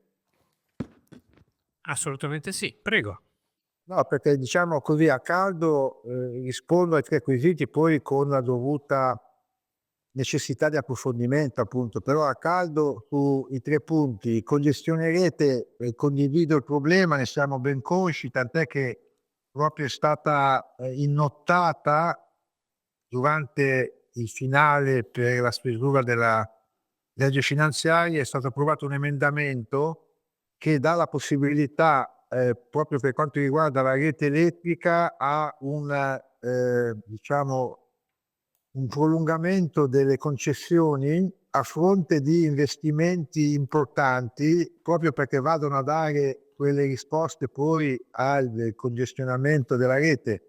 Tenete conto che sarebbe stata l'impostazione che avremmo voluto utilizzare anche per le concessioni idroelettriche, cosa che non è stata possibile per problemi con l'Europa. Adesso si è insediata la nuova commissione e vediamo ad affrontare anche quel tema dell'idroelettrico. Per quanto riguarda le reti elettriche invece è già stato affrontato e do a mio avviso questa bella notizia che ci sarà una possibilità di investimenti immediati proprio per avere una rete che è già efficiente, quella italiana, rispetto agli altri paesi, però necessitiamo di ulteriori appunto investimenti e questo intervento li renderà possibili dall'immediato. Per quanto riguarda i dati sul nucleare, è imminente proprio il lavoro che è stato fatto, compiuto, aspettiamo solo che il governo lo presenti, della piattaforma sul nucleare che è stata istituita già, diciamo, l'anno scorso a fronte dell'inizio di questo approfondimento sul nucleare, per cui i dati sono pronti. Tra l'altro io proprio stamattina ho avuto a presentarmi in aula un confronto col ministro che a domanda su a che punto siamo sul nucleare ha risposto che in uno dei prossimi consigli dei ministri verrà presentata una legge, un'iniziativa di legge per appunto introdurre le prime norme, il primo quadro normativo per consentire passi avanti, primo tra tutti l'istituzione dell'autorità per il nucleare che, come sapete, è un soggetto indispensabile previsto da tutti i protocolli internazionali. Ultimo punto, l'auto elettriche. Guardi, gliela dico brutalmente, io di mestiere faccio il benzinaio e non sono contrario all'auto elettrica, anzi è una bellissima tecnologia che potrà dare deve dare risposte rispetto a l'evoluzione sull'automotive, sulla mobilità che c'è. Sono assolutamente contrario a fissare per legge che l'auto elettrica sia l'unica tecnologia per la mobilità. Questo proprio al di là del principio che mi è contrario, cioè di intervenire nei mercati come faceva l'Unione Sovietica dicendo questo si fa e questo non si fa. Parlavamo della neutralità tecnologica, per cui applichiamo anche all'automotive il criterio della neutralità tecnologica, che non sono parole vuote, perché ci sono altre tecnologie. Cioè, al momento un'auto elettrica, una BEV, una Battery Electric Vehicle, cioè una Tesla per intenderci, inquina di più di un endotermico che fa rifornimento col biocarburante al 100% che si può già acquistare.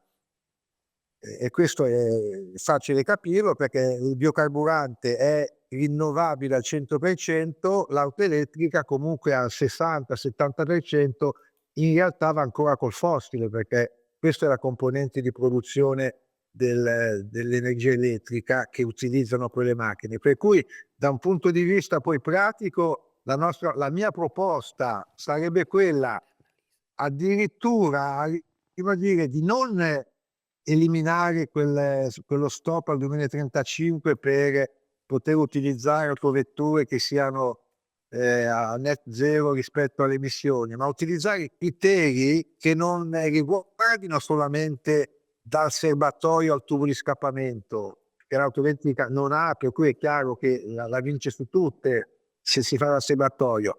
Facciamolo dalla sorgente della fonte e vedremo che i numeri assolutamente sono completamente diversi. Si aprirebbe dunque all'utilizzo di tecnologie dove in Italia siamo tra l'altro un'eccellenza, abbiamo già 2, anzi 3 raffinerie che raffinano biocarburanti al 100%, ce ne sarà una quarta a Livorno, e per far questo dobbiamo però immediatamente togliere quella multa prevista dal 1° gennaio che ha obbligato le case automobilistiche a intervenire nella produzione con un'offerta che poi sono i consumatori che non hanno accettato, perché non è che Forza Italia, Luca Squeri abbiano condizionato il mercato, sono i consumatori che hanno detto l'auto elettrica non è ancora pronta, per cui riconcludo partendo dall'inizio, e l'IVA alle auto elettriche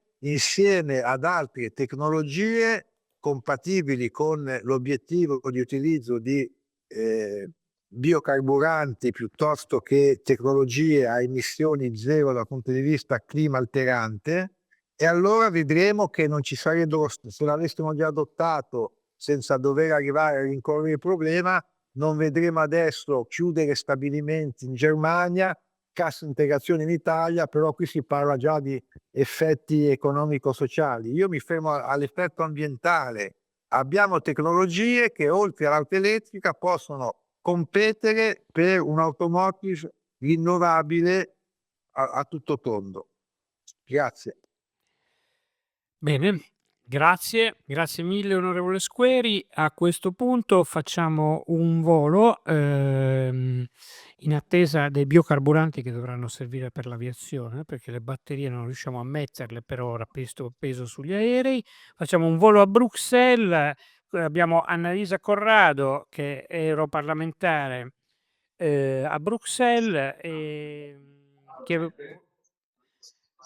voleva, per così dire, replicare anche all'onorevole Squeri, vero? Vada. Molte cose che a questo punto vorrei dire. Sono a Strasburgo, però intanto una collocazione geografica più precisa.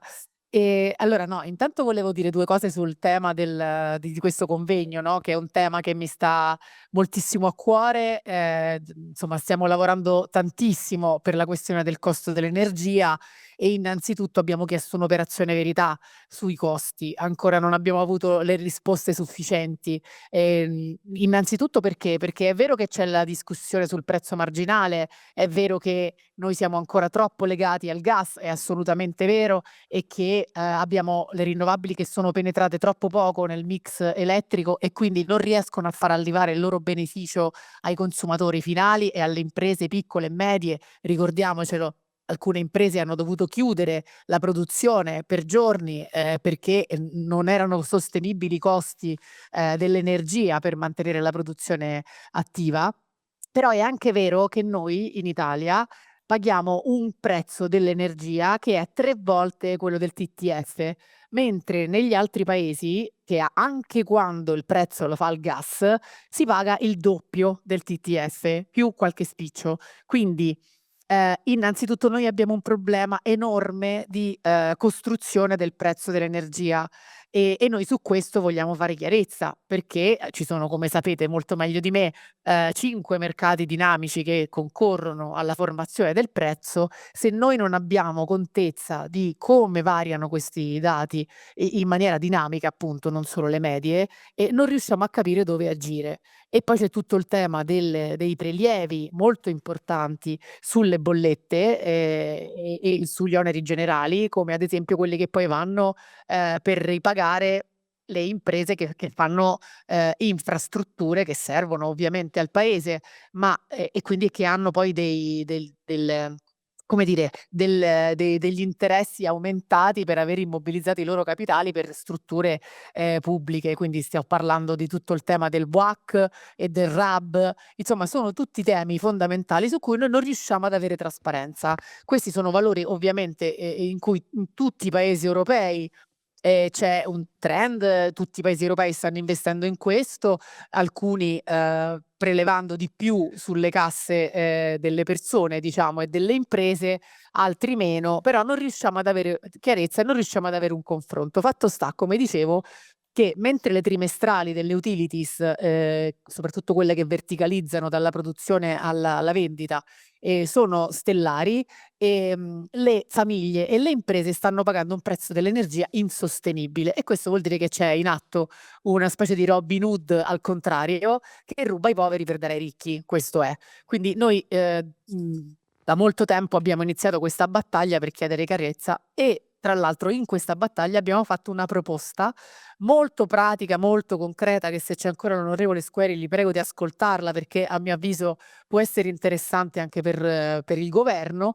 nel senso che, come molti sanno, c'è un problema adesso sulla questione dei vulnerabili, perché l'ultimo pezzo di tutela, di sistema di maggior tutela nel nostro paese, una volta fatte le aste per chi adesso non è voluto andare nel mercato libero, quindi le aste per le tutele graduali, è rimasto il problema dei vulnerabili. Che cosa ha fatto il governo? Il governo ha detto che avrebbero fatto delle aste anche per i vulnerabili, quindi avrebbero voluto smontare anche l'ultimo pezzo di tutela ancora nel nostro paese. Questo però che cosa ha allarmato immediatamente tutti, compresa Arera, che ha riferito in Parlamento al governo dicendo: guardate che queste aste è molto probabile che andrebbero molto peggio di quelle delle tutele graduali, anche per la tipologia dei clienti vulnerabili ovviamente, e si rischierebbe il paradosso di fare delle aste e vedere che questi clienti vulnerabili andrebbero a pagare molto di più delle tutele graduali sicuramente, ma anche di più di quanto pagavano nel sistema di tutela. Quindi questo è un paradosso assurdo, sono persone che appunto sono vulnerabili e che hanno bisogno di essere tutelate, appunto. Quindi che cosa abbiamo proposto noi? Abbiamo proposto una riforma dell'acquirente unico che cosa fa? Praticamente ridà all'acquirente unico la possibilità di fare contratti a breve, lungo, medio periodo per acquistare energia e di essere lui, l'acquirente unico, la centrale che eroga il servizio retail ai clienti vulnerabili. Questo, a nostro avviso, è assolutamente nelle corde dell'acquirente unico perché era stato pensato per questo, per essere sul mercato, quindi non un oggetto fuori dal mercato, ma sul mercato, fare contratti come se fosse un grande gruppo d'acquisto, no? Che mette insieme le voci dei più deboli per poter negoziare ai tavoli dei più forti, oggettivamente. Quindi se queste funzioni venissero ridate all'acquirente unico, noi potremmo assicurare un prezzo vantaggioso ai vulnerabili, farlo attraverso il controllo diretto dello Stato, che è una cosa anche che ci sembra molto importante, ottenere anche un benchmark rispetto a quanto si può risparmiare facendo questo tipo di acquisti, che sarebbe utile a evitare le speculazioni sul mercato tutto, ma soprattutto, e qui è una parte a cui tengo molto di questa proposta, l'acquirente unico in linea con gli obiettivi del PNIEC sarebbe ovviamente obbligato ad acquistare energia da fonti rinnovabili in maniera crescente coerentemente agli obiettivi del PNIEC e a farlo soprattutto attraverso i contratti di PPA che venivano richiamati prima più volte perché evidentemente e oggettivamente sono il sistema più veloce, soprattutto per le imprese, per avere energia a prezzi bassi. In questo modo noi addirittura faremmo in modo che questi contratti di PPA siano sostenuti dall'acquirente unico, che si faccia lui da garante della loro attivazione e che il beneficio di queste PPA arrivi ad abbattere le bollette dei vulnerabili. Quindi insomma, a nostro avviso, al di là di quelle che vengono chiamate le ideologie, al di là di tutto, è una soluzione, a nostro avviso, molto solida a un problema reale, anche perché c'è un dibattito su come gestire i vulnerabili, nel senso che qualcuno ha proposto di prorogare, qualcuno ha proposto di farli andare sui contratti a tutele graduali, ma ovviamente gli operatori non sono stati d'accordo. Ci sono varie proposte in ballo. Io chiedo ufficialmente udienza per questa proposta che a nostro avviso, insomma, ha diversi valori aggiunti. Detto questo, appunto io sono qui in Europa, sono stata eletta al Parlamento europeo e quando sono stata eletta, i primi dibattiti in cui mi sono sono stati quelli della nostra competitività internazionale, che viene come Europa fiaccata, appunto, tra le altre cose, dal costo dell'energia. Il nostro paese è quello che in Europa paga l'energia più alta, quindi noi siamo quelli che pagano di più tra quelli che pagano di più, che non mi sembra assolutamente un buon record. Quindi assolutamente io sono con l'onorevole Squeri ci siamo già confrontati più volte su questa cosa. Io credo che dal punto di vista dell'abbattimento del prezzo, parlare di nucleare sia veramente, lo dico con tutto il rispetto, un'arma di distrazione di massa, nel senso che noi abbiamo bisogno di abbattere il prezzo oggi, domani, dopodomani e abbiamo bisogno di tecnologie, utilizzare tecnologie che esistono, che sono pronte adesso. Ora, nel nostro paese ricominciare a parlare di nucleare a fissione che non ha superato nessuno dei suoi limiti e che nei paesi dove si sta realizzando ci mette almeno 15 anni a mettere un kilowattora in rete, ma soprattutto ha un costo esorbitante che si triplica durante i lavori nei cantieri, oggettivamente non mi sembra una soluzione al problema del costo, assolutamente. Tra l'altro appunto ci sono stati 2 referendum, e l'Europa deve dotarsi di un sistema energetico europeo. Noi siamo usciti dalla partita del nucleare, ci sono altri paesi che invece hanno continuato nella logica di un sistema europeo. Che anche noi ricominciamo questo percorso, a me sembra oggettivamente molto difficile, anche perché non riusciamo a piazzare neanche le scorie a basso e medio tenore di radiazioni. Insomma, figuriamoci se riusciamo a capire come si fa a ripartire sul nucleare, che poi è comunque l'energia che costa di più in assoluto. Quindi anche lì i soldi per fare gli impianti nucleari non c'è nessun privato che ce li metta, perché ovviamente addirittura quelli che erano privati sono stati nazionalizzati per essere ancora in piedi. Quindi insomma, a mio avviso, da questo punto di vista di questo non se ne parla. Poi anche i piccoli reattori, io sono un'ingegnera meccanica, no? Figuriamoci se sono contraria alla ricerca, all'innovazione, anche lì, ma magari, nel senso, solo che anche lì ancora non esistono. Non esistono, i prototipi che esistono costano ancora tantissimo, quindi stiamo parlando di qualcosa che se io domani vado al mercato lo devo comprare, non lo trovo. Quindi la fusione non ne parliamo, che tanto piace addirittura alla Premier, no? Ne parla spesso dicendo che quella sarà la soluzione. Ne ha parlato anche a Baku, in Azerbaigian, alla COP29, dove sono andata anch'io, e oggettivamente però, ecco, come dire, anche a me piacerebbe avere il teletrasporto, però fino a quando non ci sarà devo continuare a costruire le ferrovie. Quindi in questo momento storico io preferisco concentrarmi sulle ferrovie, ecco. Quindi altro tema che è stato toccato qui sul Green Deal, ovviamente, io lo confesso, cioè io facevo un altro lavoro, le persone che stanno lì lo sanno, perché vengo dal vostro mondo, sono arrivata in Europa esattamente perché ho sempre creduto che la politica fosse molto più indietro rispetto alle aziende, rispetto agli enti locali più illuminati, rispetto anche alla società, che è molto disponibile anche a cambiare quando le cose vengono spiegate bene, quando i benefici vengono distribuiti e non concentrati, insomma, ovviamente. E sono arrivata qui perché mi sono detta che finché non c'è la politica, tutto questo mondo fatto di risultati eccellenti non avrà la possibilità di emergere, no? Quindi poi mi fa sorridere perché io il primo lavoro che ho fatto l'analista Life Cycle Assessment, quindi l'LCA. Mi sono occupata per anni di LCA, di sistemi energetici, e anche qui purtroppo sull'auto ho un parere completamente diverso, perché il life cycle assessment delle auto e ho consigliato proprio di recente, c'è una sintesi di tutti gli LCA affidabili proprio sul sito del Ministero dell'Ambiente, commissionato da Cingolani nel 2022, quindi neanche da Greta Thunberg, diciamo, dal ministro Cingolani nel 2022, che dimostra quanto tutti gli studi più avanzati e più consolidati, ce ne sono anche della Commissione europea, insomma, concordino che l'auto elettrica è la migliore soluzione in assoluto, from well to wheel, cioè dal pozzo alla ruota, o dalla culla alla tomba, come si voglia dire, anche con i mix energetici attuali. Ma noi non ci dobbiamo mai dimenticare che in proiezione questi mix energetici miglioreranno tutti, perché noi dobbiamo arrivare entro il 2030 a raggiungere il taglio del 55% delle emissioni, ma poi in prospettiva dovremmo andare sempre meglio. Quindi dal punto di vista del life cycle la macchina elettrica ha vinto dal punto di vista industriale.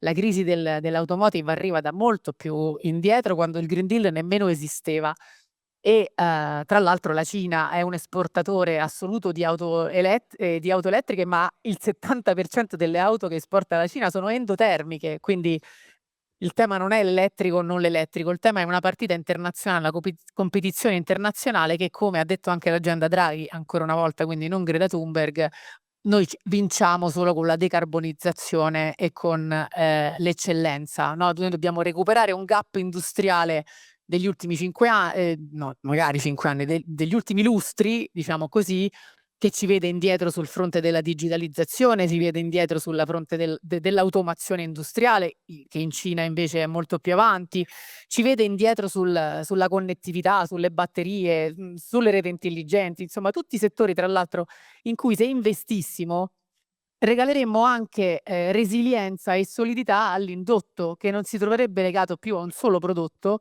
ma a tutta una serie di sottoprodotti che sono utili per tutta la transizione energetica e digitale che ci servono, dell'intero settore dei trasporti e della mobilità, e non soltanto dell'ultimo miglio, che comunque è in regressione, che è quello dell'auto. Quindi, insomma, ora di questi temi si potrebbe parlare per ore, come sapete, sono la mia passione, e quindi io adesso purtroppo tra l'altro devo anche scappare, però quello che vi dico è: io vi ringrazio molto per il lavoro prezioso che fate, per il confronto che attivate, e per le proposte molto concrete, insomma, che siete sempre in grado di produrre, i numeri, e anche per le tirate di orecchie che arrivano quando devono arrivare, bipartisan, tripartisan, insomma ce n'è per tutti quando si sbaglia o quando si fa fatica a portare a terra le cose per cui si combatte, no?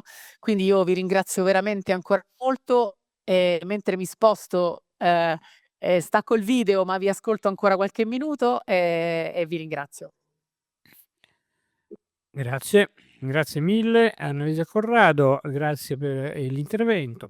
E adesso passiamo la parola a una persona che di energia possiamo dire che se ne intende, perché se ne è occupato durante i suoi 2 mandati da parlamentare, e poi continua anche adesso che non è più parlamentare. Sto parlando di Gianni Girotto, persona che è diventata esperta di energia e di energie rinnovabili, potrei dire, sul campo. Bene Girotto, abbiamo visto e abbiamo sentito, che, la situazione non è per niente eccellente dal punto di vista dei prezzi, e si insisterà probabilmente per tutto il prossimo anno su prezzi elevati per cittadini e imprese. Bene, qual è il suo pensiero a proposito di ciò? Sì, moltissime cose le ha dette la Corrado e le sottoscrivo tutte, quindi non le ripeto. Io ho 2 o 3 punti flash da comunicare. Il primo è che sono 10 anni che ripeto che quando si fanno questo tipo di riunioni bisogna circoscrivere la discussione a 2 o 3 punti al massimo, perché altrimenti si perde, cioè si spazia dal nucleare alle auto elettriche a migliaia di altre cose e, diciamo così, non si quaglia. Bisogna concentrarsi veramente, fare una proposta secca e dire: siete d'accordo o non siete d'accordo, punto e fine, in maniera da non dare la possibilità a nessuno di arrampicarsi sugli specchi o di spaziare su 100.000 argomenti. Ma questo, diciamo, è il mio modo di operare. Io vado come un programmatore di computer, vado passo dopo passo, micro mattoncino dopo micro mattoncino. Dopodiché cosa voglio dire? Che a livello politico ribadisco la posizione del 5 Stelle è quella che è sempre stata da 15 anni a questa parte, non è cambiato nulla. So già che molti di voi penseranno: ma allora la Sardegna? Allora la Sardegna, io ho chiesto un Consiglio nazionale che è il nostro organo, diciamo, di vertice.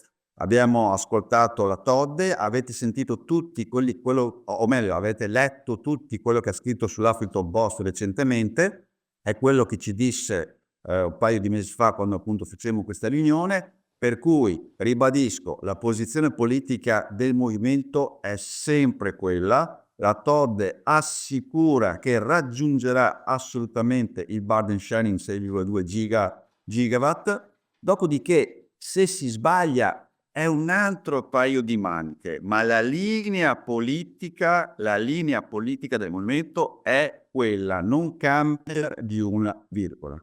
Detto questo, il Parlamento italiano, secondo me, non è assolutamente né sufficientemente competente né sufficientemente indipendente. Quando parlo del Parlamento intendo naturalmente la maggioranza dei parlamentari. È ovvio che ce ne sono tanti che più o meno la pensano come i 5 Stelle, che insomma si può trovare un accordo. Avete sentito la Corrado, io e la Corrado sull'energia, ma direi su tutta la transizione ecologica siamo al 99,9 periodico d'accordo. Tanto è vero che per dimostrare che non è una questione di soluzione, perché in questi convegni si fanno come sempre l'elenco delle soluzioni. E allora ecco le comunità energetiche uccise dalla sovraburocrazia, classico elemento depravante della cattiva politica che ufficialmente dice viva, viva, viva, dopodiché iperburocratizza una certa cosa e quella cosa praticamente è morta. Allora, ecco le comunità energetiche praticamente morte,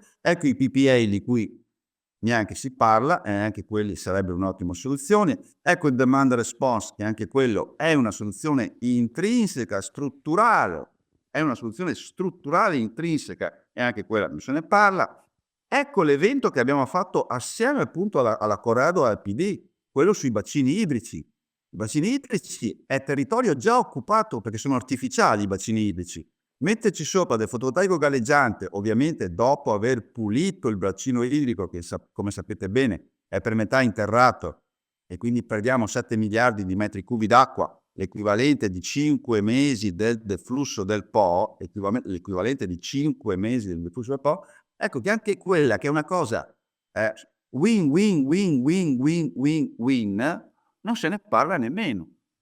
Dopodiché, io lo dico con il massimo rispetto per tutti, ma secondo me è già, come si dice, significativo il fatto che abbiamo rappresentanti in Parlamento che sono in fortissimo conflitto di interesse con il settore di cui devono normare. Perché, ripeto, massimo rispetto per tutti, ma quando uno ha un'attività economica assolutamente pertinente alla materia di cui sta normando, io quello lo chiamo conflitto di interesse, anzi mi pare proprio che ufficialmente si chiami conflitto di interesse e quindi quella è un'altra parte della soluzione, della risposta. Non voglio mettermi a parlare, per l'ennesima volta, già detto moltissimo la Corrado su auto elettriche e biocombustibili, ricordo sempre bisogna parlare di studi scientifici, per cui anche sui biocombustibili io invito ancora una volta a leggere gli studi scientifici del CNR e poi a trarne le dovute conseguenze, perché io prendo per buoni e invito tutti a prendere per buoni gli studi scientifici fatti da soggetti indipendenti, fatti da soggetti terzi, quindi o soggetti pubblici, totalmente pubblici come CNR, Enea, RSE, eccetera, oppure università pubbliche. Giusto 2 parole sul nucleare che mi introducono anche all'ultimissima cosa che è la più grossa di tutte e che sovrasta tutto ciò. Il nucleare si fa per obiettivi bellici, per obiettivi militari. Questo dicono chi veramente è esperto della materia e basta leggere parecchi articoli che approfondiscono la materia. Il nucleare si fa per scopi bellici, anche gli SMR, che sono appunto una tecnologia costosissima, perché le centrali nucleari più grandi sono e meno costa il kilowattora generato per economia di scala, per banalmente economia di scala, quindi gli SMR sono super costosi e sono quelli utilizzati dai sottomarini, dai portaerei nucleari. Il nucleare si fa per scopi bellici. Anche la ricerca sulla fusione si fa per bypassare un trattato internazionale che vieta esperimenti termonucleari. Da molti anni vige un trattato internazionale che vieta gli esperimenti termonucleari e grazie al cielo, vorrei dire, grazie al cielo, e quindi anche la ricerca sulla fusione si sta facendo per quello, per scopi soprattutto militari. Tanto è vero che la finanza, e qui arriviamo all'ultimo punto, ha già risposto sul nucleare. La grandissima finanza internazionale, chi ha denaro al mondo, non lo investe sul nucleare. Non si tratta dell'Italia che con il referendum lo ha bandito, ma in tutto il mondo l'installazione di nuove centrali nucleari sta lentamente ma costantemente scendendo da 15 anni a questa parte, perché chi ha denaro e si avvale di tecnici ed economisti molto competenti, perché chi ha denaro va a pescare le migliori competenze, se le può permettere, ha capito che il nucleare commerciale è antieconomico. E quindi gli investimenti sul nucleare commerciale sono praticamente inesistenti. E con questo arriviamo appunto all'ultima parte di quello che voglio dire e che andrebbe detto in tutti i convegni. E cioè che qui stiamo facendo i conti senza l'oste, e l'oste è appunto chi ha grandissime disponibilità monetarie, i fondi di investimento che gestiscono migliaia di miliardi di dollari, tutto il sistema bancario, assicurativo, finanziario mondiale che genera un'economia virtuale che è decine di volte superiore all'economia reale. E anche questo va detto al pubblico, al grande pubblico, che non lo sa. Il grande pubblico non conosce il meccanismo della leva finanziaria, che è un meccanismo per il quale il mio stipendio da 1.000 euro, che è l'unica cosa concreta che io porto, dico 1.000 euro per dire una cifra semplice, il mio stipendio da 1.000 euro permette legalissimamente e normalissimamente investimenti per $500.000 di euro tramite una leva finanziaria di 500 a 1. E questo la gente non lo sa. E quindi quello che io voglio esortare tutti voi è che dovete essere il primo utilizzatore delle alternative, perché il bello è che le alternative esistono già. Non bisogna inventare nulla, non bisogna inventare l'acqua calda, le alternative ci sono già, le soluzioni ci sono già, non solo sul mercato energetico, le abbiamo dette prima, le CER, i PPA, la demand response, eccetera, eccetera, ma anche sul tema del grande mondo finanziario. Quindi in primis dovete essere ciascuno di voi a crederci. Parlo di voi perché io lo faccio da 15 anni, per cui posso dire anche noi, ma io lo faccio già. E dopodiché va detto e va spiegato, perché sono loro che decideranno il presente e il futuro. Se adesso ci sono migliaia ci sono investimenti miliardari sulle batterie, vuol dire che si andrà avanti sulle batterie. Se ci sono investimenti miliardari su, non lo so, un'altra tecnologia, beh, naturalmente il fotovoltaico, si continua a investire per andare a prezzi sempre più bassi, eccetera, eccetera. Ecco, vuol dire che si andrà avanti su quello. Se non ci sono investimenti sul nucleare civile, significa che non si andrà avanti col nucleare civile, perché sono questi grandissimi capitali che decidono presente e futuro, e a mio avviso, e non solo mio, influenzano pesantissimamente sia il Parlamento italiano, che quello europeo, che quello statunitense, eccetera, eccetera, eccetera. Perché la storia dimostra che da sempre chi ha denaro decide. Chi ha denaro decide. Quindi io vi invito caldissimamente a fare opera di divulgazione, perché il cittadino queste cose non le sa. E mentre il cittadino fa fatica a capire delle argomentazioni tecniche come le comunità energetiche, come il demand response, come altre cose un po' più tecniche, invece è molto più semplice e immediato spiegare che ci sono questi grossi capitali che stanno dirigendo l'economia da sempre, con la grandissima differenza che l'informatica ha velocizzato di miliardi di volte gli scambi finanziari e quindi adesso l'economia virtuale domina l'economia reale e quindi il prezzo delle commodities non è assolutamente definito da quella che doveva essere la solita legge della domanda-offerta, legge che ha governato per migliaia di anni, ma adesso ciò che governa il prezzo delle commodities sono le speculazioni finanziarie.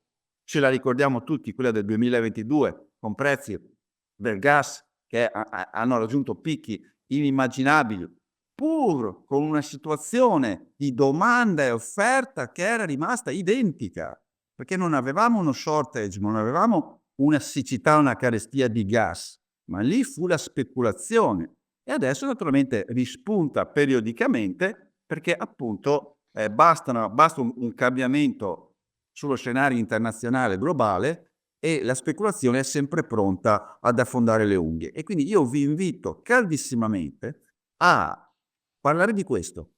Io l'ho detto in tutte le salse, non mi ricandido, quindi quello che dico non lo dico perché ambisco una poltrona di nessun tipo, non mi ricandiderò a nessuna carica, quindi non mi interessa guadagnare voti perché io non mi ricandido. Lo dico perché le cose purtroppamente stanno così, lo dicono fior di economisti, e quindi insomma se non al sottoscritto, fior di economisti, fior di specialisti hanno chiarito da molti anni queste cose e queste cose vanno spiegate ai cittadini, altrimenti riunioni troppo tecniche li sviano dall'attenzione. Grazie. Grazie, grazie mille a Gianni Girotto. Dunque, ci avviamo verso la conclusione, però sono arrivate una serie di domande dalla chat di Zoom che pongo qui ai miei interlocutori. Daniele Bragato, buonasera. Volevo far notare che da semplice cittadino che chiede un preventivo per un fotovoltaico e accumula le aziende specializzate nel settore, il costo richiesto è dalle 3 ai 5 volte superiore al materiale che posso acquistare da solo. Quindi c'è un'esagerazione dei prezzi che blocca anche i volenterosi. È una situazione che non è mai evidenziata e inserita in problemi reali che in realtà bloccano tante buone intenzioni. Bene, che cosa diciamo a questa persona che ci ha seguito? Ma su questo si può rispondere. Sergio, falle tutte le domande, se non finiamo più stasera. Ah, ok. Perché se no siamo già ampiamente fuori tempo massimo, quindi vai. Va bene. La voce che avete sentito è quella di Fabio Roggiolani che poi tra poco concluderà, diciamo, questa nostra maratona a questo punto, possiamo dire. Allora, Alessandro De Lorenzi, che è un ingegnere, per abbassare i prezzi delle auto elettriche dobbiamo incentivare con i finanziamenti europei tagliando l'80% il costo delle batterie. Così le nostre industrie automotive europee tornerebbero competitive con i prezzi globali. Un taglio dell'80% delle batterie è auspicabile, ma a breve tempo la vedo un po' dura, però magari poi i nostri esperti ci dicono altro. Sempre De Lorenzi, eliminare le caldaie di qualunque tipo di combustibile e usare tecnologie della pompa di calore, e questo mi sembra assodato. Sempre lui, il nucleare non è una soluzione perché non produce emissioni di CO2 ma scorie nucleari. E dopodiché invita sempre De Lorenzi ad analizzare l'LCA dell'auto elettrica e fa una considerazione sui costi del nucleare. Ok, bene, a questa serie di questioni, che cosa rispondiamo? Allora, velocemente per quanto riguarda i costi di installazione degli impianti fotovoltaici, c'è da dire che quando si fanno degli interventi piccoli è evidente che poi ci sono dei costi che vanno considerati, che sono di manodopera, di costi di struttura delle piccole imprese, che comunque vanno messi assieme e quando si mettono tutti assieme tutti questi costi il prezzo non può essere certamente paragonabile a quello che poi è la somma dei costi dei materiali. E ovviamente queste cose si riducono quando aumenta la dimensione degli impianti. Per gli impianti piccoli domestici ci sono tutta una serie di costi incomprimibili che alzano il prezzo, quindi essenzialmente il problema sta lì ed è il motivo anche per cui poi questi impianti, a differenza di quelli utility scale che tendenzialmente non sono incentivati, ma al contrario oggi sono loro che stanno dando una riduzione del prezzo, come abbiamo detto. Invece per questi ci sono delle agevolazioni, in genere sono delle agevolazioni fiscali proprio per permettere di poter fare l'investimento anche se il costo resta relativamente alto, anche se comunque c'è da dire che rispetto ai tempi passati si sono abbondantemente ridotti. Per quanto riguarda le batterie invece passo la parola a GB che può intervenire sul discorso delle batterie. Allora, innanzitutto facciamo una premessa. Le batterie che oggi sono dominanti praticamente sul mercato elettrico sono le batterie a ioni di litio. Partiamo da queste. Le batterie a ioni di litio hanno avuto negli ultimi 10 anni un incredibile crollo del loro costo. direi che addirittura hanno superato in certi periodi di questo ultimo decennio come velocità di diminuzione dei costi quelle del fotovoltaico. Questo perché? Perché innanzitutto le batterie a ioni di litio hanno una chimica variabile, cioè ci sono diverse composizioni chimiche che permettono di realizzare una batteria a ioni di litio, e questo ha consentito nel corso di questo decennio di variare questa composizione chimica in modo di utilizzare gli elementi primari che in quel momento costavano meno. E questa è una cosa che raramente sento citare, eppure è fondamentale. In secondo luogo, ovviamente, c'è stato poi il learning by doing, cioè più uno fa e più uno impara, e ci sono quelle piccole innovazioni, quei piccoli dettagli nei processi industriali che a loro volta.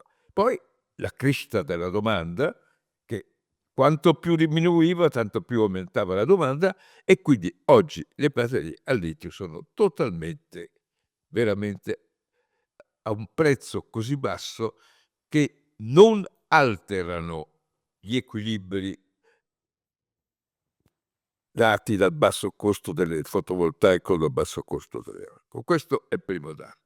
Però non va dimenticato un secondo. Ha cominciato a entrare nella fase di commercializzazione, in particolare in Cina, le batterie al sodio.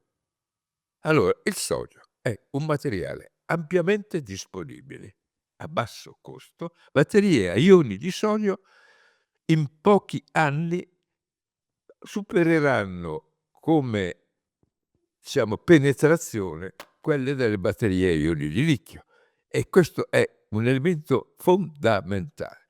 Non dimentichiamo poi che ci sono anche, in prospettiva, che stanno arrivando alla commercializzazione, ci impiegheranno ancora un po' di tempo, le batterie a stato solido. Però voglio dire, è un settore che veramente sta dando risultati interessanti. Aggiungo un ultimo dato: non dimentichiamo che non ci sono solo gli accumuli elettrochimici.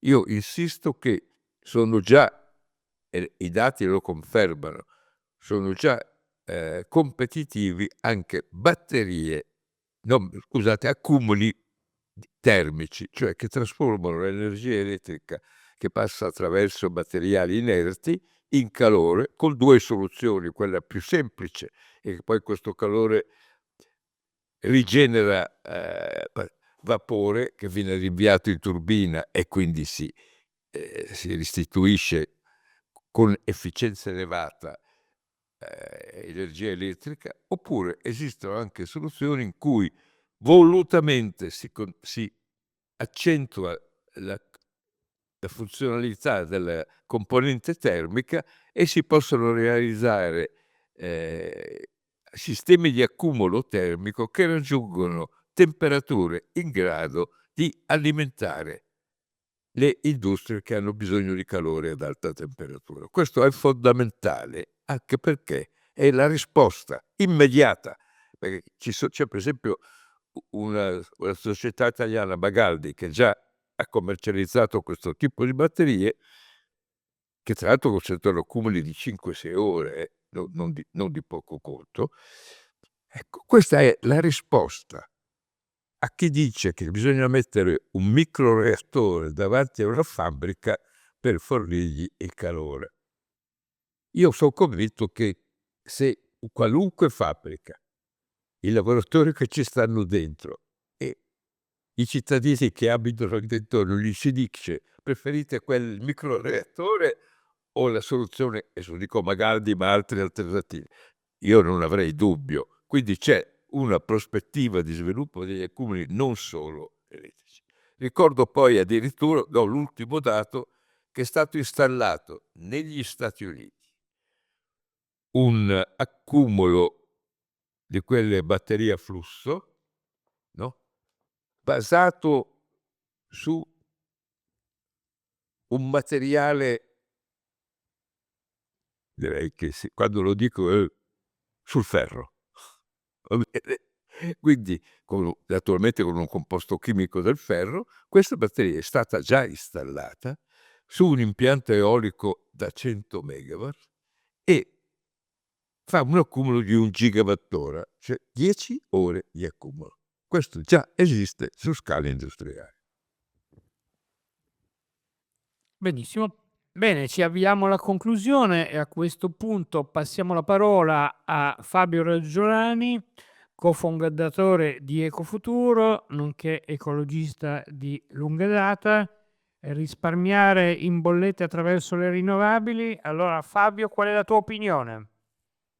Allora, innanzitutto fatemi ringraziare Elena Pagliai che ha dato la disponibilità per aiutare il Coordinamento Free a fare questo lavoro, una giornalista di qualità, e te Sergio Ferraris per il bellissimo lavoro che avete fatto e la qualità della diretta, e a quanto so anche di Walter che era alle macchine a lavorare. Quindi, perché dietro questa iniziativa organizzata al volo, grazie alla lungimiranza del nostro consiglio direttivo e di Free e di Attilio Piattelli e di tutti gli altri, ci dimostra che abbiamo la capacità di poter interloquire in maniera immediata e diretta. Vedo che mi sono piazzato vicino a uno dei miei manifesti preferiti, quindi ho anche questa immagine rivoluzionaria diretta, quindi va bene.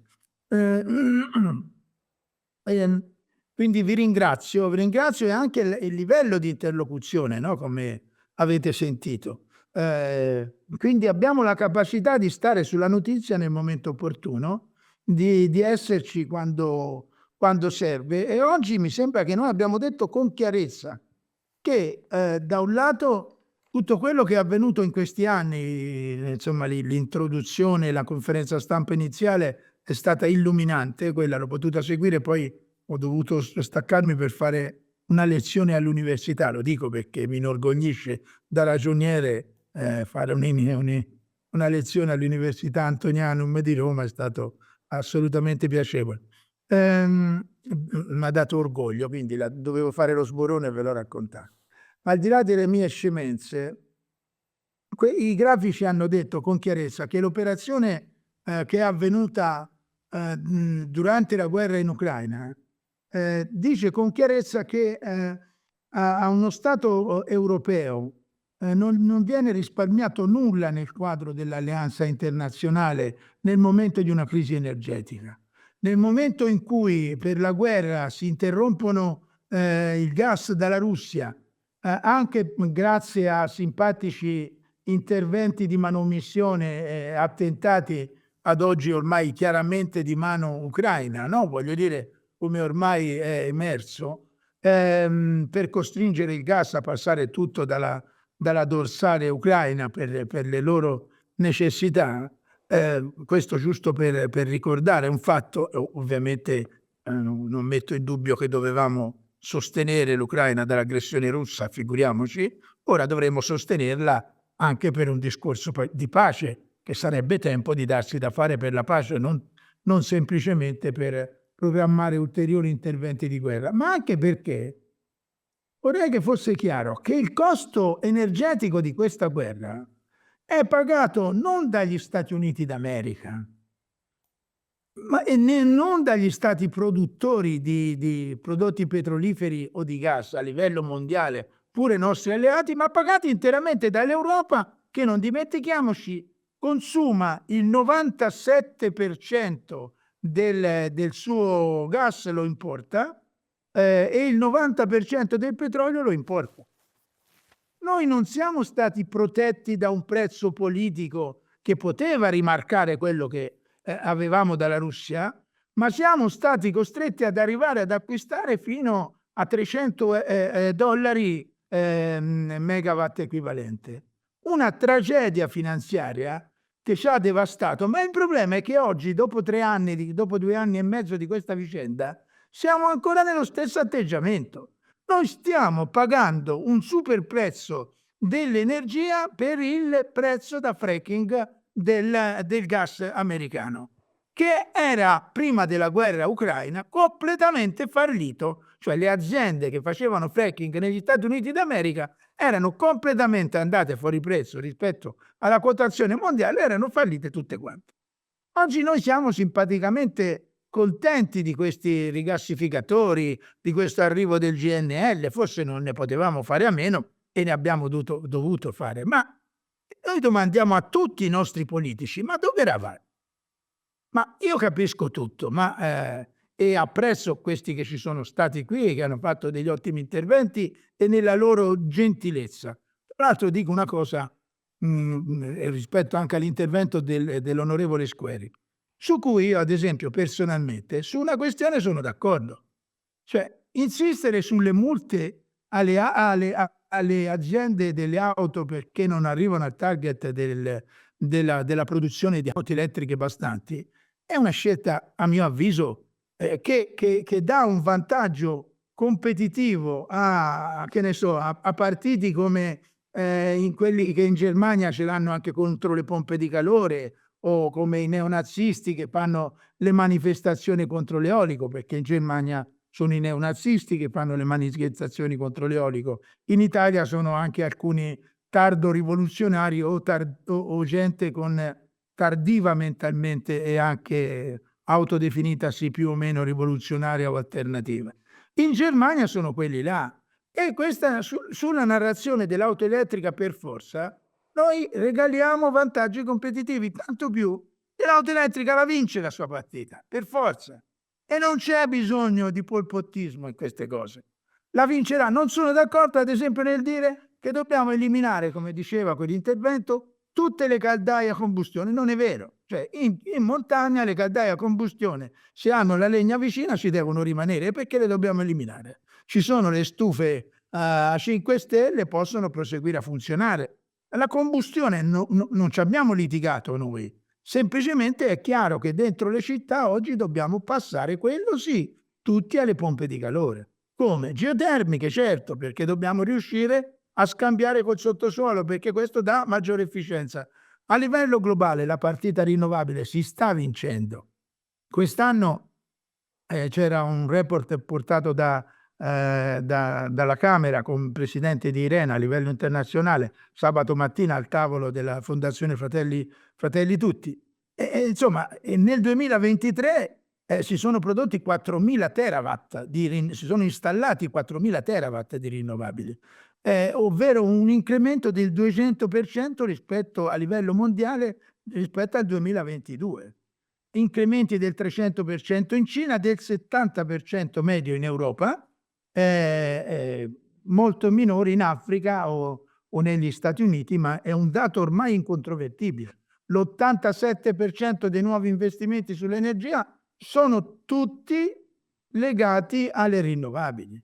Questa storia del nucleare, invece, su cui non sono affatto d'accordo con Squeri, lo dico molto serenamente. Ma oggi parliamo del prezzo dell'energia. Oggi abbiamo un problema in questi mesi, in questo momento, di affamare un sacco di famiglie del nostro paese che non gliela fa più, famiglie di operai che vivono nelle grandi metropoli tipo Milano, Torino del Nord, dove il fabbisogno di riscaldamento è fondamentale, innanzitutto loro, va bene? E noi parliamo di nucleare. Cioè, è come la principessa francese che dice hanno fame, ordinategli le brioche. Ma non scherziamo.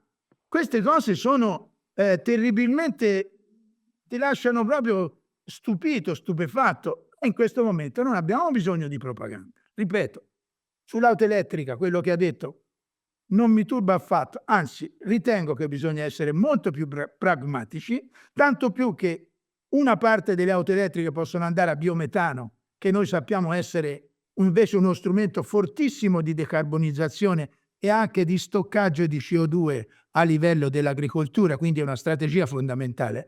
Ma se gli togliamo tutti i motori endotermici, le auto a biometano con che vanno? Perché forse a qualcuno gli sfugge che vanno con motori endotermici. Oppure finiamola con dare incentivi a gente, a auto di un costo superiore a 30.000 euro, perché è una follia.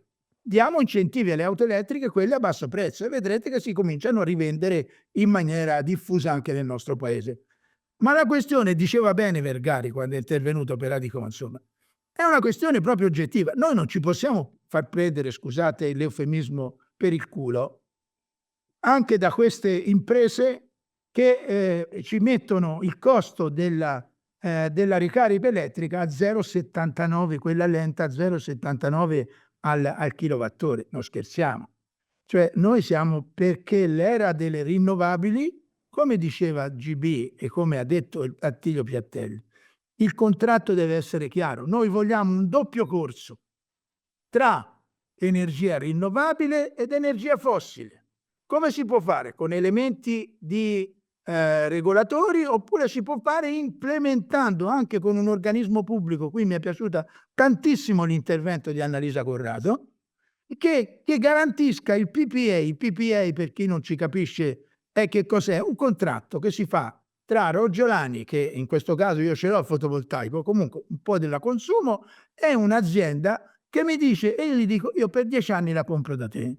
Ovviamente mi deve fare un prezzo da fotovoltaico per 10 anni, si fa un accordo e allora possiamo scendere. Possiamo scendere a 10, 12 centesimi, capito? Per le industrie a cifre di questo genere possiamo avere contratti a questi prezzi, o pagarla 3 volte tanto come la paghiamo oggi. Ovviamente uno si mette l'animo a pace, sa che per 8 anni la compra a quella cifra, quelli che sono di là faranno gli investimenti. Ha ragione l'Annalisa, diamo il PPA ai soggetti deboli anche. Ci sia un organismo che acquisisce quote PPA per darle a prezzo X, che viene stabilito come remunerativo per gli investimenti, e faccia questo tipo di connessione per risolvere i problemi è veramente una bella proposta e la trovo eccellente. L'altra questione che dobbiamo smuovere una volta per tutte è legata all'intervento di quello di uno che ci ha seguito della Calabria. Lui dice, ma abbiamo tante paleoliche, secondo me l'ha viste troppe, se sbaglia. In Calabria le paleoliche ce ne sono ancora pochissime e sono osteggiate dai comitati annientalisti, ma ognuno, come si dice dalle nostre parti, si dice per i somari c'è un paradiso da sé, e bisogna piano piano superare anche questa vicenda. Ma lui dice però una cosa giusta, posto che avesse ragione che ci sono tante paleoliche, ma perché in Calabria si deve pagare lo stesso prezzo dell'energia, va bene, di regioni che non hanno fatto nulla? Mi spiego?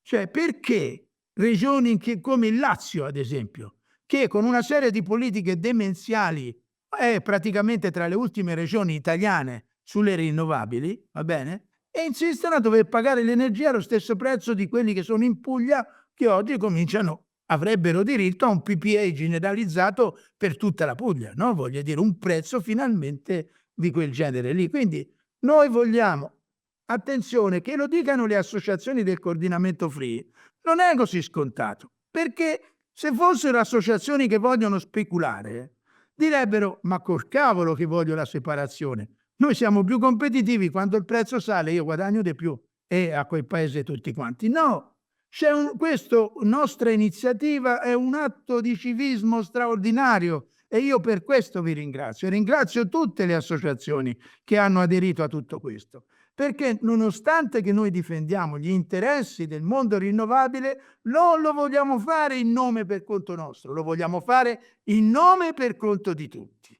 Spero di essere stato utile. Cito 2 sole persone che sono intervenute su 2 questioni però importantissime.